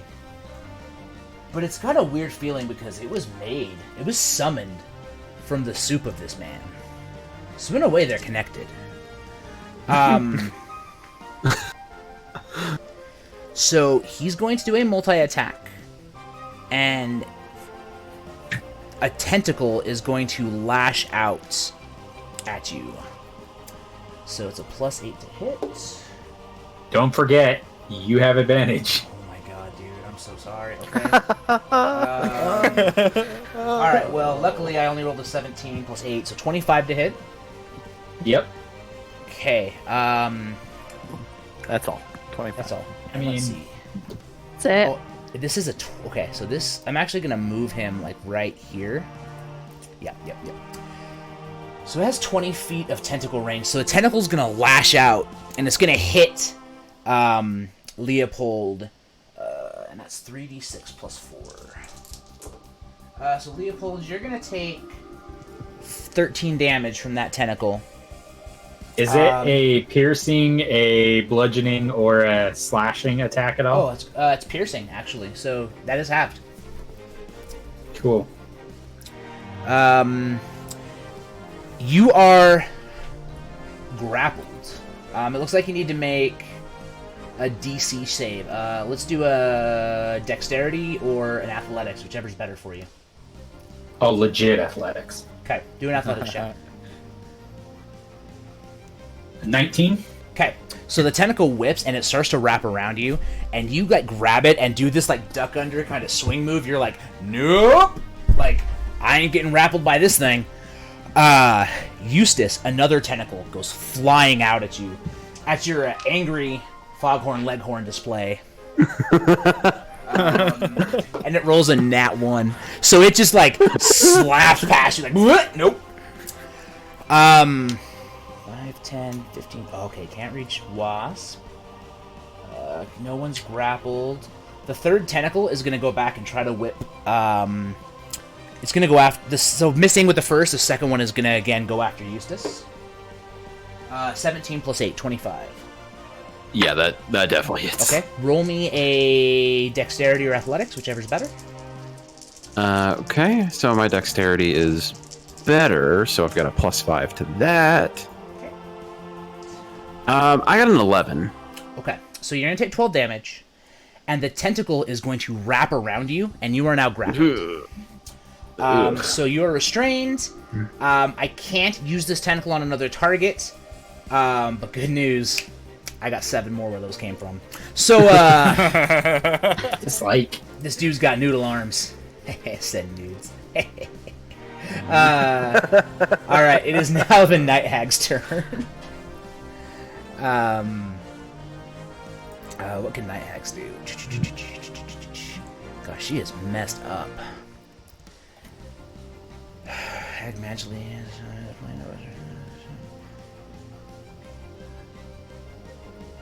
None of that's fun.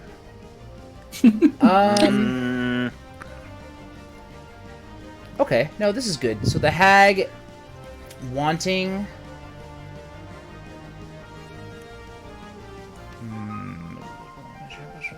Must have a heartstone. That's way too much thinking. Okay, so she is like furious, right? Like, it's weird because as you look at her getting angry in her face, you also kind of see like, does she have the blonde swoop A-frame cut or not? You're not sure, right? But she whips out these massive claws, and she's like, "You did cook bad food!" And she swings with her claws. That is going to be an advantage, right? No, it's only the next attack. It's only the next attack. It's not every attack, is it? No, I think I have everything on me as an advantage until my next turn. Yeah, attack rolls against me, I have advantage until my next turn. All right, I'm sorry, man. Then, all right, here we go. No, I don't care. Is a 22 gonna hit? Yeah. Okay, so her claws are 22. She does 2d8 plus 4. So 7, 10, so 14 damage. And then is it slashing, It's piercing, slashing, or bludgeoning? so it is halved, yep. Okay. Yeah, but she's just like angrily tearing into you. Okay. And that's it. That's the hag's turn.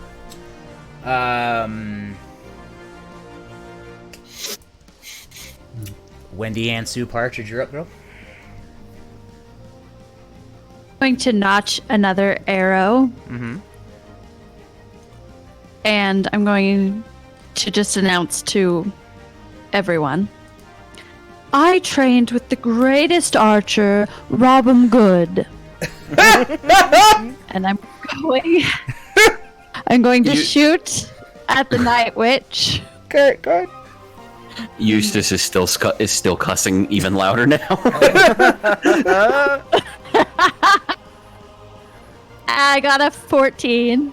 I think that misses. Yeah, it does. It misses. Yeah. Oh. But it's okay because I have another attack. Yeah, get him! I got a 26. Oh shit, that def hits. Fuck him up. Okay, so I got. Mhm. Oh, I got 6 plus.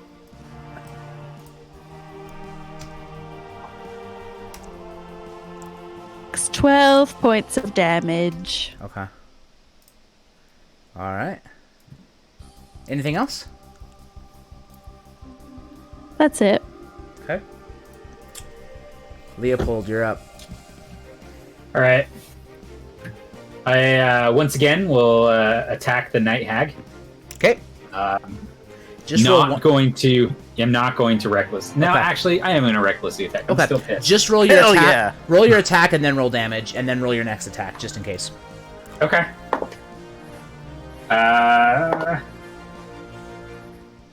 I got a. I have to learn how to add again.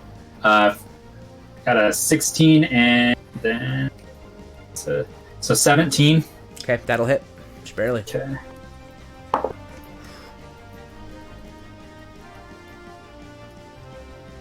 So 10 points of damage on that one. Okay. She is looking haggard. I mean, like, night hags are not pretty by any means, but this night hag looks like she has had a shit night. Okay, and so then now you want me to roll my other attack? Now, if you want to attack her again, go ahead. Yep. Okay. I just wasn't sure if you were gonna like do 35 million damage and cut her Oh in no. half or some shit. 19 to attack. Yep. What's your plus Okay. on damage? It's +6 So right if now. you want to roll, you can, but like, she gonna die. So.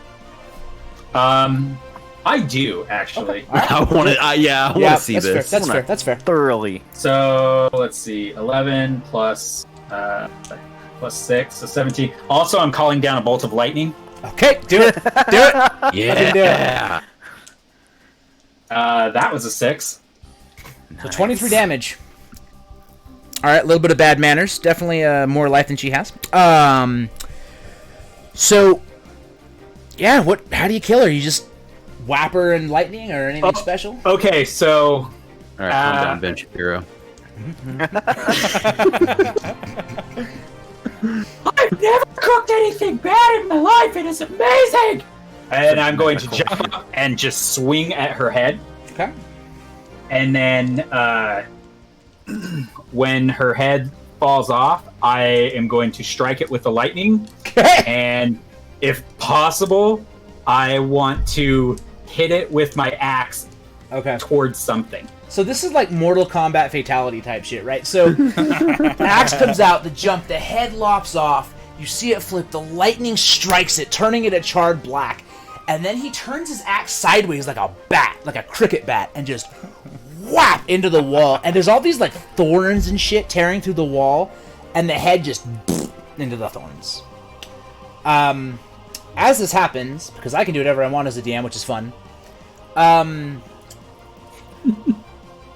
you are going to hear this voice in the back of your mind.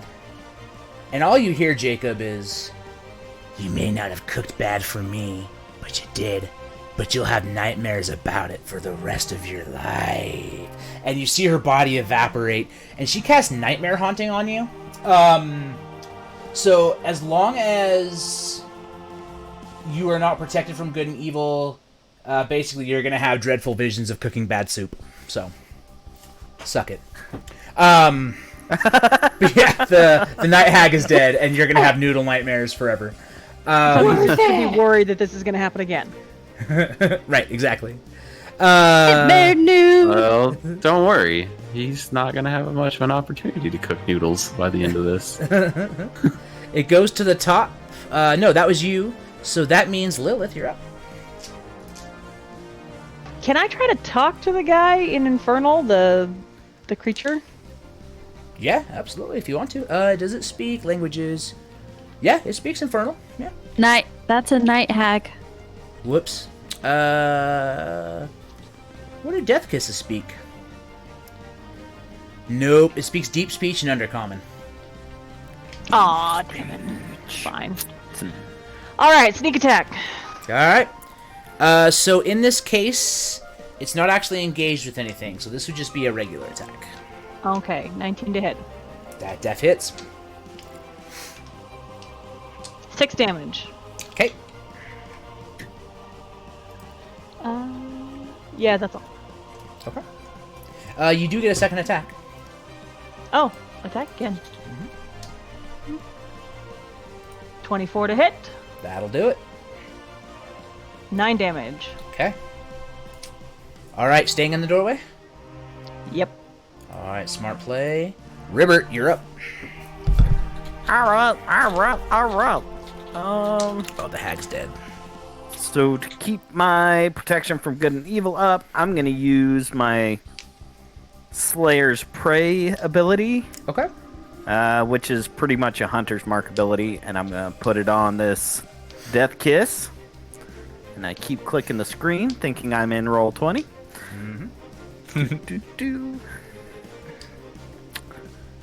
And then I'm going to attack with my longbow. Okay. And as I draw my arrows out, I'm going to run them across my shoulder to put my poison on them. All right, take of the poison.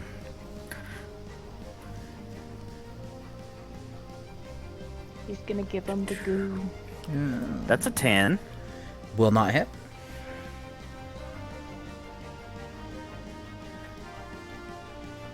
That's a natural 20. Yo! Okay. All right. Yep, that'll hit, yep.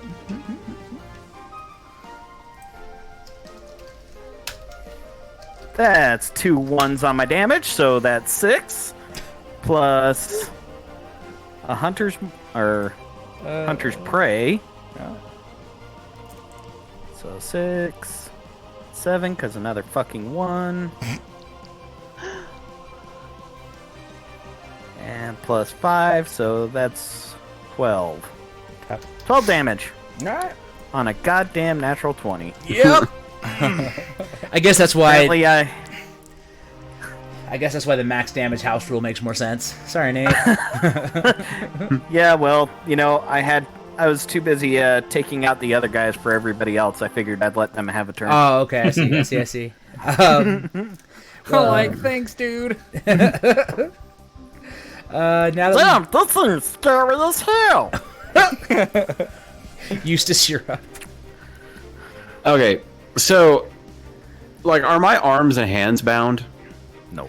No. Like, no, I know I am grappled. You're grappled, but like you can still move your arms and hands. You just can't like move around the spaces very well. Okay, so Eustace has an ability called Fast Hands, which lets him. Basically, it lets him use. That was my nickname in college. Jesus. So rogues naturally have an action called Cunning Action, which gives them a bonus action to do dash, disengage, or hide. Fast Hands lets them also use their thieves' tools to disarm a trap or open a lock, or you can use use an object action. Okay. Eustace still has a full bottle of oil. Okay. I want to smash the oil on this monster. I'm good with that. Okay. As a bonus action. Yeah. Cool.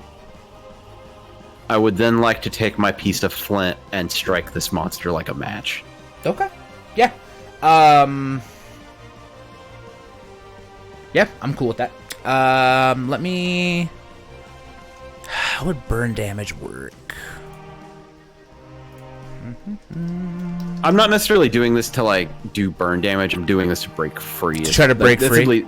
Okay. Yeah, that's more my intent. Let's say To break free. doing that as a bonus action, I will give you advantage on a saving throw to get out of the grapple. Okay. What do I need to roll for that? So 2d20. Let's say Dex. Let's say that like Dex. you're gonna light it and you're gonna feel the muscles untense, and can you quickly jump out of the grab real quick while it happens? So my total with both dice and the modifier is 18. Okay, yeah. So you're gonna strike it. It lights up, and you just like quickly. It's almost like a jump rope, right? You shove the tentacle down and just hop back over and step away. and you are no longer grappled. All right. I would say that would probably use all your actions, though. But you can move if you'd like. I'd like to go ahead and move. I want the same position that River is in on the other side. So, like here? Yeah. Cool. Done deal. All right. So, that means... Norvel, Mr. Rogers. So is the restaurant owner still grappled? Nope, he's escaped. Okay, nobody's there. I just lit Well, I'm fire. gonna do it anyway because I think this is funny. Okay. So, Norvel is gonna look at Ruby and be like, "Like, dude, the flame that burns twice as bright burns half as long." And he's gonna Leroy Jenkins both of us just run straight. I'm really sad that like it's not the hag that. Or no, this thing is on fire. So he's gonna like do some kind of like rock star slide up to it with 2 arrows, Okay. cocked or whatever. What's your movement He doesn't speed? necessarily. It's 30. Okay. He doesn't necessarily dip it in the cauldron again. Okay. I would say, and this is like meta, but like he has a 20-foot reach, so you might want to rockstar slide to like there. That's Just fine. a thought. Uh-oh. Turns out if I Oh, click God. the mouse button 5, it will close the window. So give that a second. Oh no. Anyway, so your rockstar slide, roll your attacks. Okay. And then Ruby will just move in for whatever kill she wants. But all right. First attack is a 9, so Miss. misses. And then a 16 to the second that one. barely hits. Okay. So that's gonna do 6 damage. Okay. And then Ruby is going to roll a 11, and then for Mastiff it's for +3 to attack, so that's a 13. Okay, so yeah, that will miss. All right, so she's gonna like get going, and then a tentacle like slaps, like flips her around her head or whatever, and she goes, "Let's," and tries to like get out of the way. Right. Perfect. All right. So that happening. It's the Death's Kiss turn.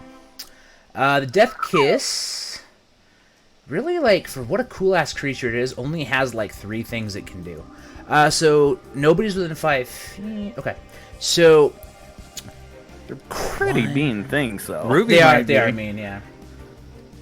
Yeah, I don't want to hit. Maybe I will though. All right. Well, so You could give me the tragic backstory that I have for future one-shots right now.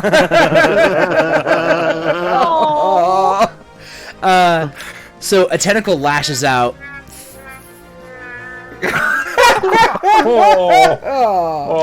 That's so mean.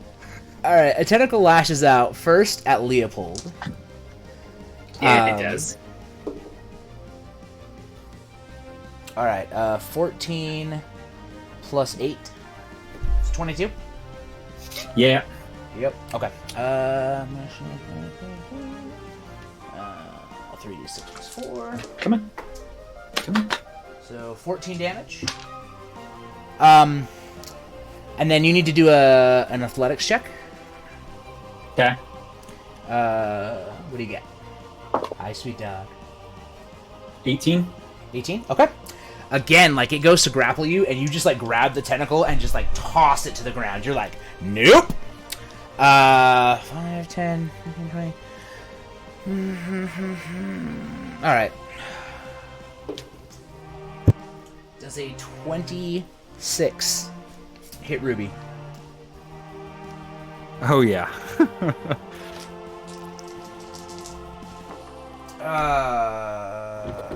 14 damage to Ruby.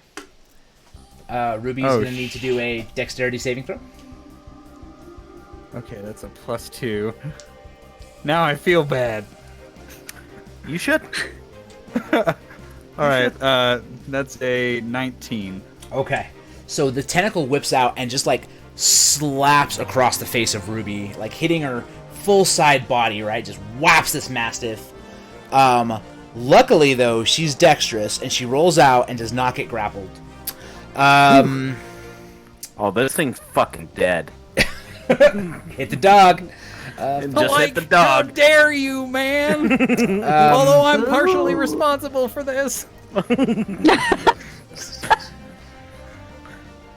Wow, holy fuck. You guys don't want to get grappled by the death kiss, just heads up. It's gonna hit Leopold again. Yeah. Sorry, Leopold. It's 25 hit. Yeah. 18 damage. Ugh. That was a really good roll. I rolled like 3 5s. Thank goodness for rage. Oh, that's right, half that, because it is slashing. Okay.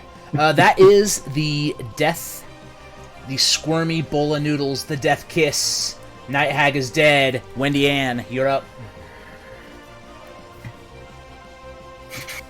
I bonus action to move my hunter's mark to the death kiss.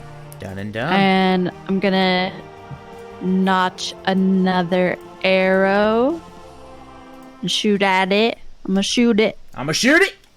Alright, get it. 21 to hit. Yep, that'll do it.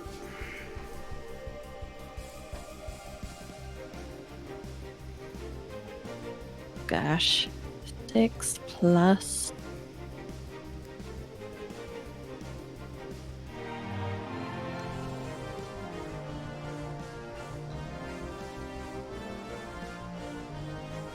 Five, so that's 11 damage. Okay. And then I'ma shoot it again. Do it. Get it, Wasp. Guess what? Natural 1. Natural 20. Oh shit! Natural 20. Yes, she did. Yeah. Plus 7.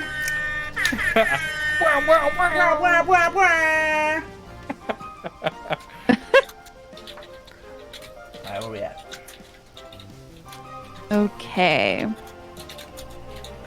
So, geez. 9 plus my d6.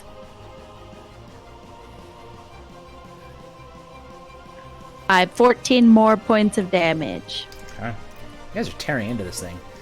So just like arrows, just and the hunter's mark, right, is like guiding the arrows in, and like you see like one of the tentacles kind of go limp. It's getting hit. It's got stuff oozing out of it. This blue electrical blood is kind of coming out, and you see sparks as the blood oozes out. This thing's it's having a day. It's having a bad day.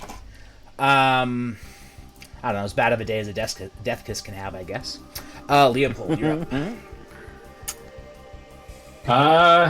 All right. It's time to bring my fury to my perfect noodles. Fury of the Noodle. So I'm going to attack the. Okay. Let's jump in and attack the death kiss. All right.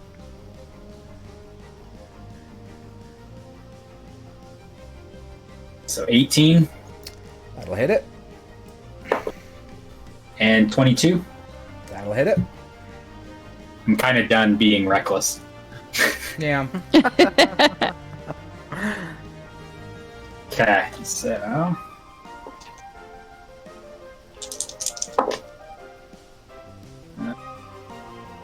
10, 15, 12, 29 points of damage. Damn. Okay. So you lay into this thing with your axe. So was that slashing damage or piercing damage? That is slashing. All right. So as you hit it with your axe, whack! This blue blood dives out of it and hits you, and it's charged with lightning. Yeah, So of course it is. You're gonna take 10d10 damage. Yeah, I didn't know that was a thing when I picked this creature. What? Had a good run, guys. I'm sorry, Jacob. I didn't know that was a thing. I'm sorry. I'm not. I mean, I kind of am trying to kill you, but like not you. I see how it is, Tom. This is why we don't hang out anymore, huh? Oh, that's what it is. Yeah. I need to roll 10. That and, COVID. Yeah. That's Tom's excuse now. Way to ruin everybody's night, man. Don't remind me. You take 64 lightning damage. Holy fuck. Is it? How much health do you have total? Total 55. How much did you have left before that hit you? 25? Okay, you're good. I was just making sure it didn't do over, because if it does over your total hit points after killing you, you're totally dead. So you all see this, Leopold is screaming. Here's the roll, by the way, just so you all see it. I don't know if you can see it in the window or not. Crap. Yeah. So Leopold is like, I cook good food, and he hits it, and you see this blood fly in the air with sparks, and he spins his axe and he hits it again, and this gush hits him, and it's like the god of thunder summoned lightning directly onto his head, and he flies back a good 15 feet and actually finishes breaking the broken table right here next to the book. Yeah, he's down. He's not doing great. But he did do 30 damage to the death kiss, so there's that. Cool. Lilith, you're up. I'm just gonna shoot at him. Alright. He is not engaged, correct? Correct. He was, and then he electrocuted somebody and threw them 50 feet, so you're good. Okay. 17 to hit. That'll do it. 10 damage. Okay. Okay, second one. Nope, 10 to hit. That misses. Okay. You were a little distracted because you just saw this chef, who was always kind of nice to you at the bar, just get fucking wrecked. So you're a little... I think I'd be a little more distraught over the dog. You hit a dog. Yeah, that too. I did. I did hit a dog. Hit the dog. I hit the dog. You can hit the dog in D&D. Wait, did she apparently. take damage? Yeah, she took 14.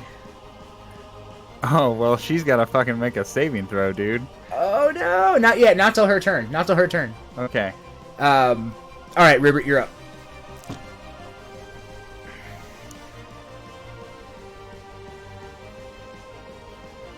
Ribbert. Yep, that's you. Yeah, I'm just double checking the spell I have Okay. on myself. I'ma shoot at him.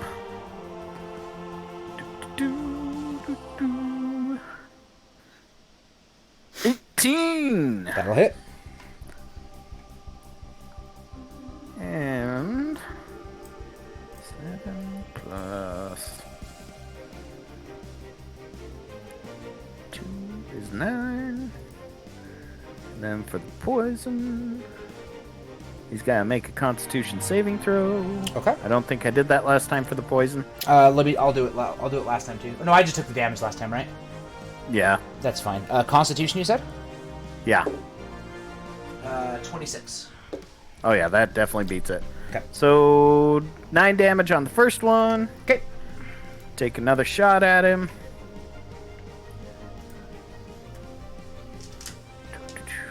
14. Does not hit. Does not hit. Shit. And I'm gonna start making my way to Leopold, skirting the wall there. Okay. What do you want to go 30 feet? I can only go 25. Okay, so you're right there then. I'm little. Yeah, you're just a little guy. Of course, then again, I've got a really good jump. Oh. Don't worry about it. I'll move that farthest for now. Okay. Hi, Haunt. Okay. Eustace, you're up. All right. So is it currently engaged? Nope. Okay, so I don't get sneak attack bonuses. You do not. All right, I'm gonna let loose I on this thing. hunt. Okay. So roll She 2d. says hello. So I got a 22 That'll and a 7. That will not hit. All right, so I get 1d6 plus 2.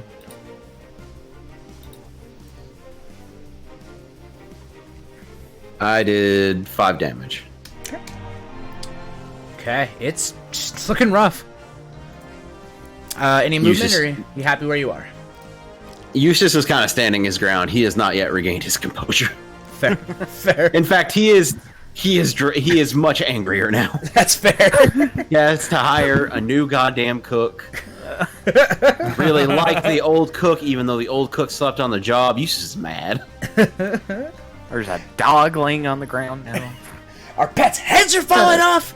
Norvell, you're up. So is a bedroll like a sleeping bag? Sure. Yes. All right. Hot dog I like wanna- a sandwich. More like a so taco. I want to take this out of my bag. Okay. And I want to unzip it or unfold it as quickly as possible while this thing is zapping the hell out of the bar owner. And or the chef, and I want to try to throw it over this thing to maybe blind it Okay. All right. for a round or so. Okay. Yeah. Yeah. 'Cause it's floating, right? And it's a ball. Okay. Yeah, Is it a it's- flying spaghetti monster? Pretty much. is. That was pretty That's much. actually my Okay. religion. Okay. Well, your god is pissed, Alec. Yeah. Roll an attack. And we'll say I'm not because entirely you're. sure what kind Are you a of, ranger? You're a ranger, right? Yeah. Yeah. You know what? Roll an attack with your normal pluses. Like, you've done this Okay. before while hunting. You've like. Yeah. So that's a 1d8 plus 2 if I'm doing my longbow. If my So you're not doing. I'm talking about like roll to hit. Oh. It's like yeah. Oh, okay. Well, I It's got like a roll- plus 7 and a plus 3 depending on what. So weapon. do a d20 plus 7. Okay, d20 plus 7. All right, that's a 21, brah. All right. So Leopold, not Leopold. My God. Norvell goes running, Leopold's dead. and you all see him just like rip Unconscious. this sleeping bag, and you're like, "What the fuck is he?" And he flips it open and just over the top of this thing, and he hits it so quick. And so now there is this disoriented Death Kiss with this cloth over, just like. Yeah, that's. It's super effective, man. Yep. So you do technically get 2 attacks on an action. I'm gonna say that was your action, though. I'm gonna say it was your action. Do you have anything for a bonus action you want to do? Let's blanket Bonus. party this bitch. Do you have any like? Do you have any like potions you can maybe give your pupper I'm looking. so the DM doesn't feel looking. guilty? Yeah, so she's on the ground. I'm gonna, like, as I do this, just kind of reach back and kind of, you know how they had the smelling salts in the 20s and stuff? Like, I'm gonna throw one of these Scooby snacks right by her nose and see if she can get a whiff of it to get back up. You know what? You don't even have to roll for it. Scooby Snacks do 1d8 full healing. 8 hit points back to Ruby. She back. The Ruby Snacks worked because I feel like a jerk. All right. It's the Death Kiss's turn. So is it blind for this, Yeah. like, roll at disadvantage, maybe? I'm trying to think of how I want to do this. Like, it's kind of fun that it's got this blanket over its head, and it's just like... Yeah, that's what I'm going to do. It is blind, and it has a general idea of where it thinks people are. So it's going to move. Actually, let me roll...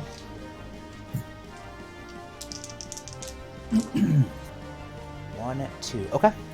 So it's going to move this way. Like that. I rolled I rolled 2d6, and I was basically just gonna say if I rolled below 6 total, it would go this way. If I rolled above 6 total, it would go this way. And 3 tentacles are just going to shoot out in where it thinks people were. With disadvantage, of course. Ooh, that was good because there was a natural 20 in there. Okay. Oh god. Alec, does a 15 hit you? Yes. Okay. Sorry, man. At least it wasn't a natural. It's all right. So this tentacle comes whipping out from under the blanket, and you take 16 damage.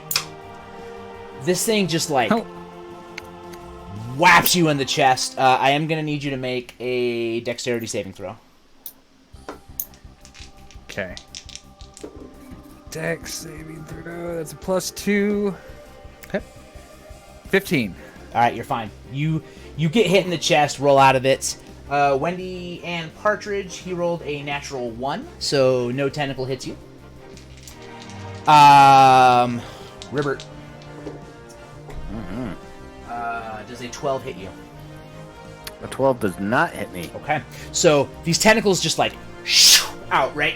And one glances off the chest and does some pretty good damage to Norvell. The natural one, the tentacle actually hits the wall and kind of accordions up a bit. The other one whiffs Norvell, but as this happens, the blanket also goes flying off. And this thing can see again, but it was very Looney Tunes for a minute. All right, Wendy Ann, you're up.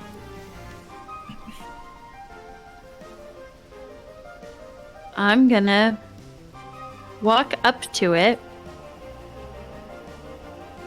and keep in mind my hammer is in my cat spade bag. Mm-hmm. So I'm gonna start hitting it with my bag. All right. Roll a hammer attack. That's pretty good. That's pretty good. Is it a bludgeoning attack? Yeah. Okay. 16 to hit. It hits. Okay.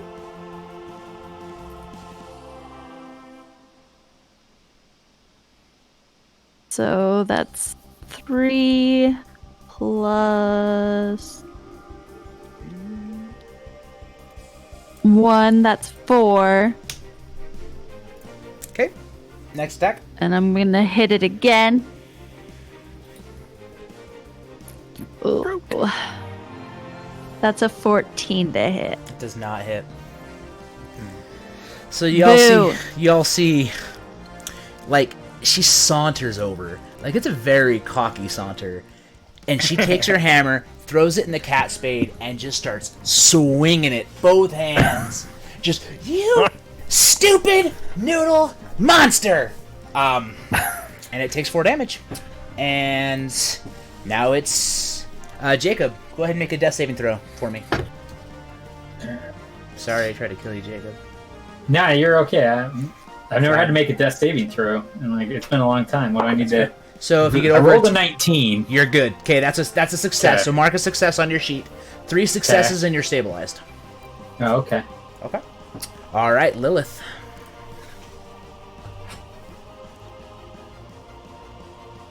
Are they engaged? They are. Yes, sneak attack. Yes. Yeah, do it to it. You get two shots. 20. That'll hit. Okay. 8 damage. Okay.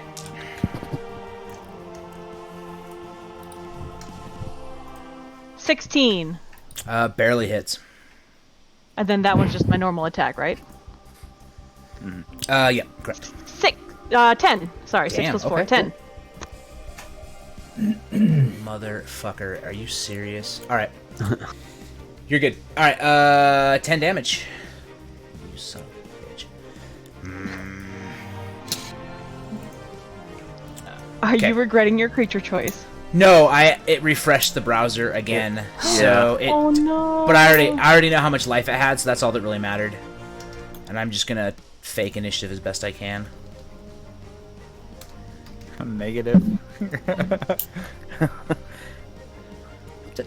Tom rolls those all the time in our game. I do, I really do.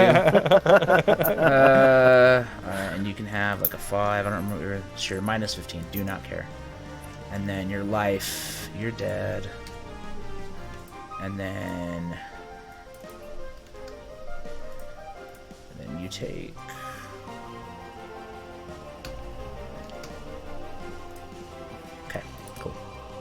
And you said 10 damage? Okay, yep. Okay, we're good. That means after Lilith, it is Eustace.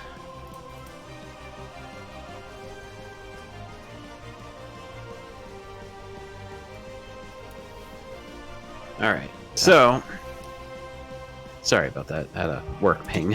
It's all good, man. Do what you gotta do. This is about fun. All right. So I am going to I'm gonna let loose on this thing. Is it still currently engaged, or It like is. do I have the? Okay. Yep, because Yeah, Wendy Ann Sue Partridge is screaming and hitting it with her purse. All right. Well, if she wants to carry her way to a distraction, I'm gonna light this thing up. Do it. Oh shit. So I got a 17 and I got a natural 1. Okay, so the 17 hits, natural 1, of course, does not. Okay, so I got 46. Okay. So 46 plus 2. I did 16 damage to it. Damn, okay. This thing is not floating as high as it was before.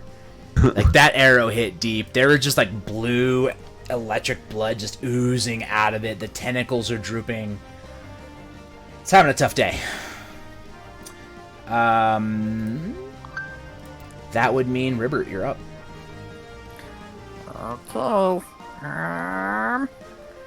Let's just keep shooting. Okay.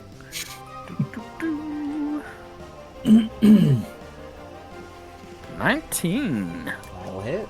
Nice. 5 plus 1, so 6 damage. Needs to make a Constitution saving throw. Okay. 24. 24 definitely passes. Was that a Alright. was that piercing damage because you were shooting it with an arrow? Yes. Oh shit. Seth, was your arrows piercing as well? Yes. Oh boy. That's it. Okay. Hold on. Anna's got to take some damage. What the fuck? You're within 5 feet of it, and it took piercing damage, which means you have to take 5d10 lightning damage. What? Yup.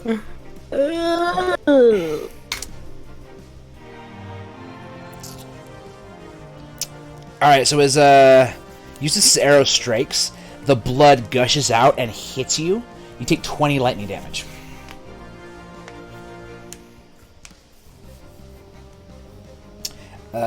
Casper, your first hit. Wendy Ann Sue Partridge, blood gushes out. You take 41 lightning damage. I'm dead. Like, what do you have to be at? So it would have to take you negative. In one hit, it would have to take you negative your total hit points. So if you have... So you would I'm not have dead, dead. to... Okay, cool. So... Wait, but after the first one, when I'm still alive, Uh-huh. I yell at Eustace, "Forget the drinks! You're going to pay my dry cleaning bill for my Dolce & Zaldana dress." It's better this way. It's better this way. So... I don't know about that one. The wave of lightning hits you, and just like it did to Leopold, it knocks you back into the wall, and you are unconscious. It actually knocks off your Christian Pui boutons, your cat Christian spad Pouboutons. excuse me. Your cat spad bag actually lands on top of the flesh-covered Cat comb, Spade! Gosh. and your earrings fall out. So, Those are from Harry Do her Winstone. shoes come off? oh, they Because if the shoes stay on, no. then The she's still shoes- alive. The shoes are sitting on the ground right in front of the monster. So basically, it knocked Oh, her God. out of her shoes into the wall.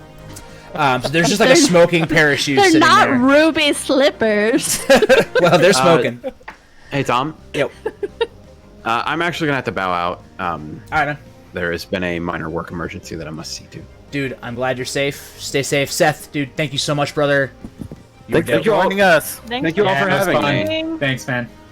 See you, dude. Have a good night, everyone. Hey, you too, man. Good night, man.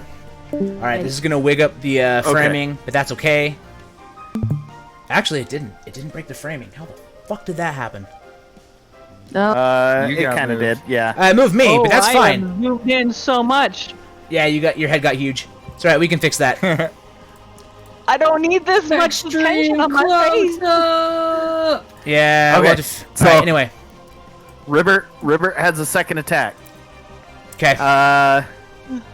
He is going to pull out his quarterstaff. Okay, I can get up there. And rush up and hit it. Okay. And...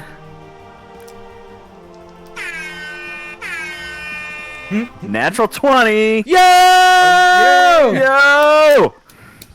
Okay. And he's going to use his two-handed for Okay. bludgeoning. Okay. So that's 8 damage. Okay. So, Ribbert, how do you kill it? In a series of monk flips and jumping, he leaps up into the air and jams his bow staff right in the eye of this thing. Give me a. No, you know what? No, we're letting the Avengers ending happen. Okay, this thing is squirming. Lightning is shooting out of its bluish blood. Squibbert flies through the skies with his staff out and shoves it through the one giant eye. Goo squirting everywhere, people screaming, and the beast sucks in and vanishes into the abyss. And Squibbert goes face down on the ground because he is no longer supported by the staff. But this time you all know, Ribbert fucked that thing up.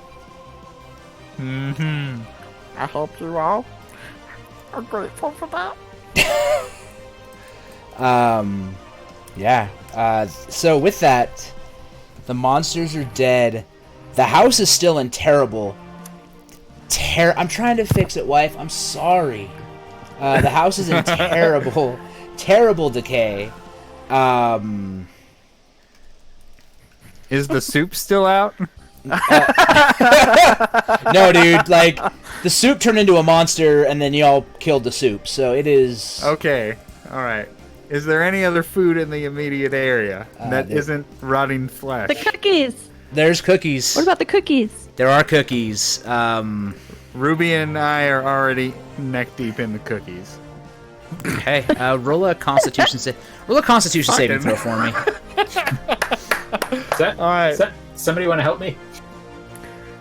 Yeah, so That'll be Ribbert a will 20. probably... That's a 20? Nice. Yeah. So you look a little pale for a second, but you've eaten way worse shit than this. You're fine. It's just a little spoiled. It's still good. It's still good. We're excellent. Ribbert's gonna try and stabilize Wendy Ann first, and then over Okay. to... I'm gonna say, like, you don't need to roll for it. You do. Okay. You're a naturalist. You've got some bandages and stuff. You do stabilize them. They're still a little worse for wear. But what you do notice is as you finish the fight... Oh, look, I'm there twice. As you do finish the combat, the fight wraps up, right? A blue light appears on the ground in a circle. And the walls kind of fade away.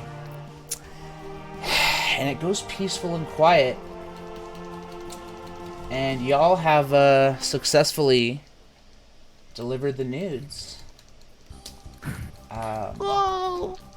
What? Also, yeah. Never Some been trippy Noods. cookies, man. So I'll say that the blue light actually appears on top of our boy. Oh my goodness! Sorry, my brain is shutting down as I'm trying to like think.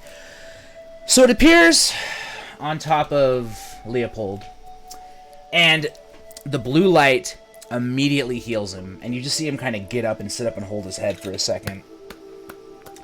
And after the medicine check is done on Wasp to stabilize her, she gets up, she walks over and puts on her shoes. She blows across them and the smoke goes away from them. And she walks over to the Book of Tomes, which is still sitting there, by the way. Picks up her fancy purse with the hammer in it, steps into the blue circle and is healed. And, yeah. Nice. You all survived my noodle puzzle. You wish Lilith had hand up. What can I do for you, Lilith? Oh, I was wondering if she was then going to try and pick the pockets of all the dead bodies laying around. You're welcome to do so if you'd like. of the I was death wondering if kiss. she was going to. No, all the dead bodies laying around like Yeah. the cauldron and everything. There's corpses just laying around this house. I just want shiny things. Can I see anything shiny? So as you loot the corpses and look around, you do find 100 gold pieces. Ooh. And everybody has a caramel apple in their pocket. Oh, not for long. Yep. I do have a real quick thing I want to do in character. Do it.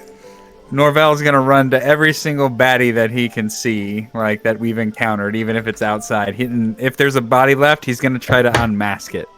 So he's gonna be pulling just to see if it's a human or not. Dude. He's kind of in disbelief because he's never seen an actual bad guy. Oh man. So like these bodies have been rotten for a while. So the flesh pulls like it's a mask. But they're just skulls under there, my dude. They're all skeletons underneath, man.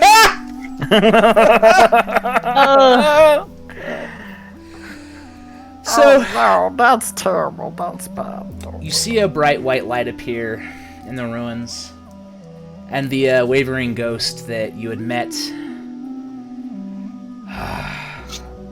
You have solved the curse of the Noodle Witch. Noodle witch. I have been trapped here for many millennia, for I was once a chef of great renown, who believed I could never cook an incorrect meal or a poor noodle, and my demise was met at the hands of Karen. Was he the manager? I did manage quite a fine establishment, yes, but no matter of free meals could make up for the blunder that day.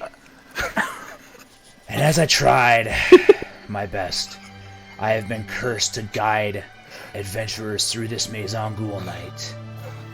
But it's so dangerous. You have no idea. There's so many monsters in the woods on Ghoul Night. I don't know what happened, but you know how your elders tell you not to go in the woods on Ghoul Night? They weren't fucking lying. Stay the fuck inside. But alas, Horatio was right. Horatio, don't tell Horatio about this. That's just gonna mess him up. But thank you again. And you see his spirit lift and dissolve as he's freed. And as you all blink, you are teleported. And you find yourself standing in the middle of the village. And the children are on the pumpkin parade. And candy is being thrown. And off in the distance, you can see a terrified cleric named Horatio chanting his spells. And you think he's a little drunk. Yeah, that's it. That's it for my noodle puzzle. Yay! You guys survived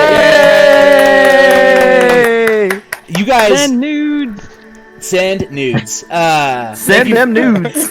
Thank you for playing my silly adventure that was me like, yo, I'm just gonna make him carry a bowl of noodles through a forest. I love That was super dope. You guys played it super well. God, those characters were amazing. Like, all of them were so good. Yeah, I'm getting ready for bed. Is there anything else we need to plug or anybody? Next week's DM. So I don't want to give too much away for next week in case stuff goes south. But Casper, you're DMing next week. I am. It is the Halloween Spooktacular, as I'm calling it.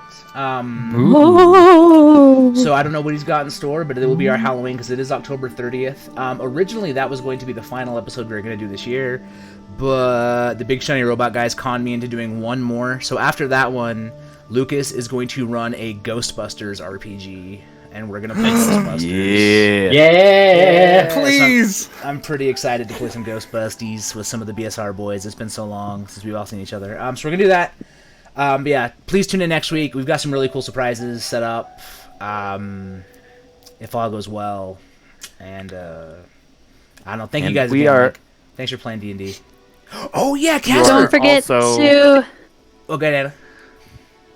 do that first. Do Jasper's game day first. Okay. So we I also lost just audio. recently got partnered by Jasper's Game Day. So we are officially a Jasper's Game Day partner and ambassador stream. So basically what that means is starting next year, we're going to be doing fundraising we for froze. Jasper's. Oh no. I seem fine. All right. Well, we're going to be streaming. We're going to be streaming for Jasper's Game Day. Basically fundraising all next year for them to help support suicide awareness and mental health. It's a really important cause, and it's run by a 17-year-old girl who has more business sense and drive than I have at 35. So it's pretty dope. So it's a really cool cause we're going to support next year. So we're excited to be a part of that network. I might be playing in a D&D first edition game with them sometime in November. I don't know how that game works, but I'll figure it out. Anywho, Got this. Casper next week. Y'all did amazing. Anna, what was the thing you wanted to say? Don't forget, if you're in Salt Lake, to go to Watchtower and Corridors and support your local businesses, especially those two establishments, because the people who own them are dope as fuck. Yeah, and wear a mask and try to support them because God knows the government doesn't care about them. So, Take out, don't eat out. yep, take out, don't eat out. All right, folks. Good night, everybody. Thank you again. Bye. Bye. Bye.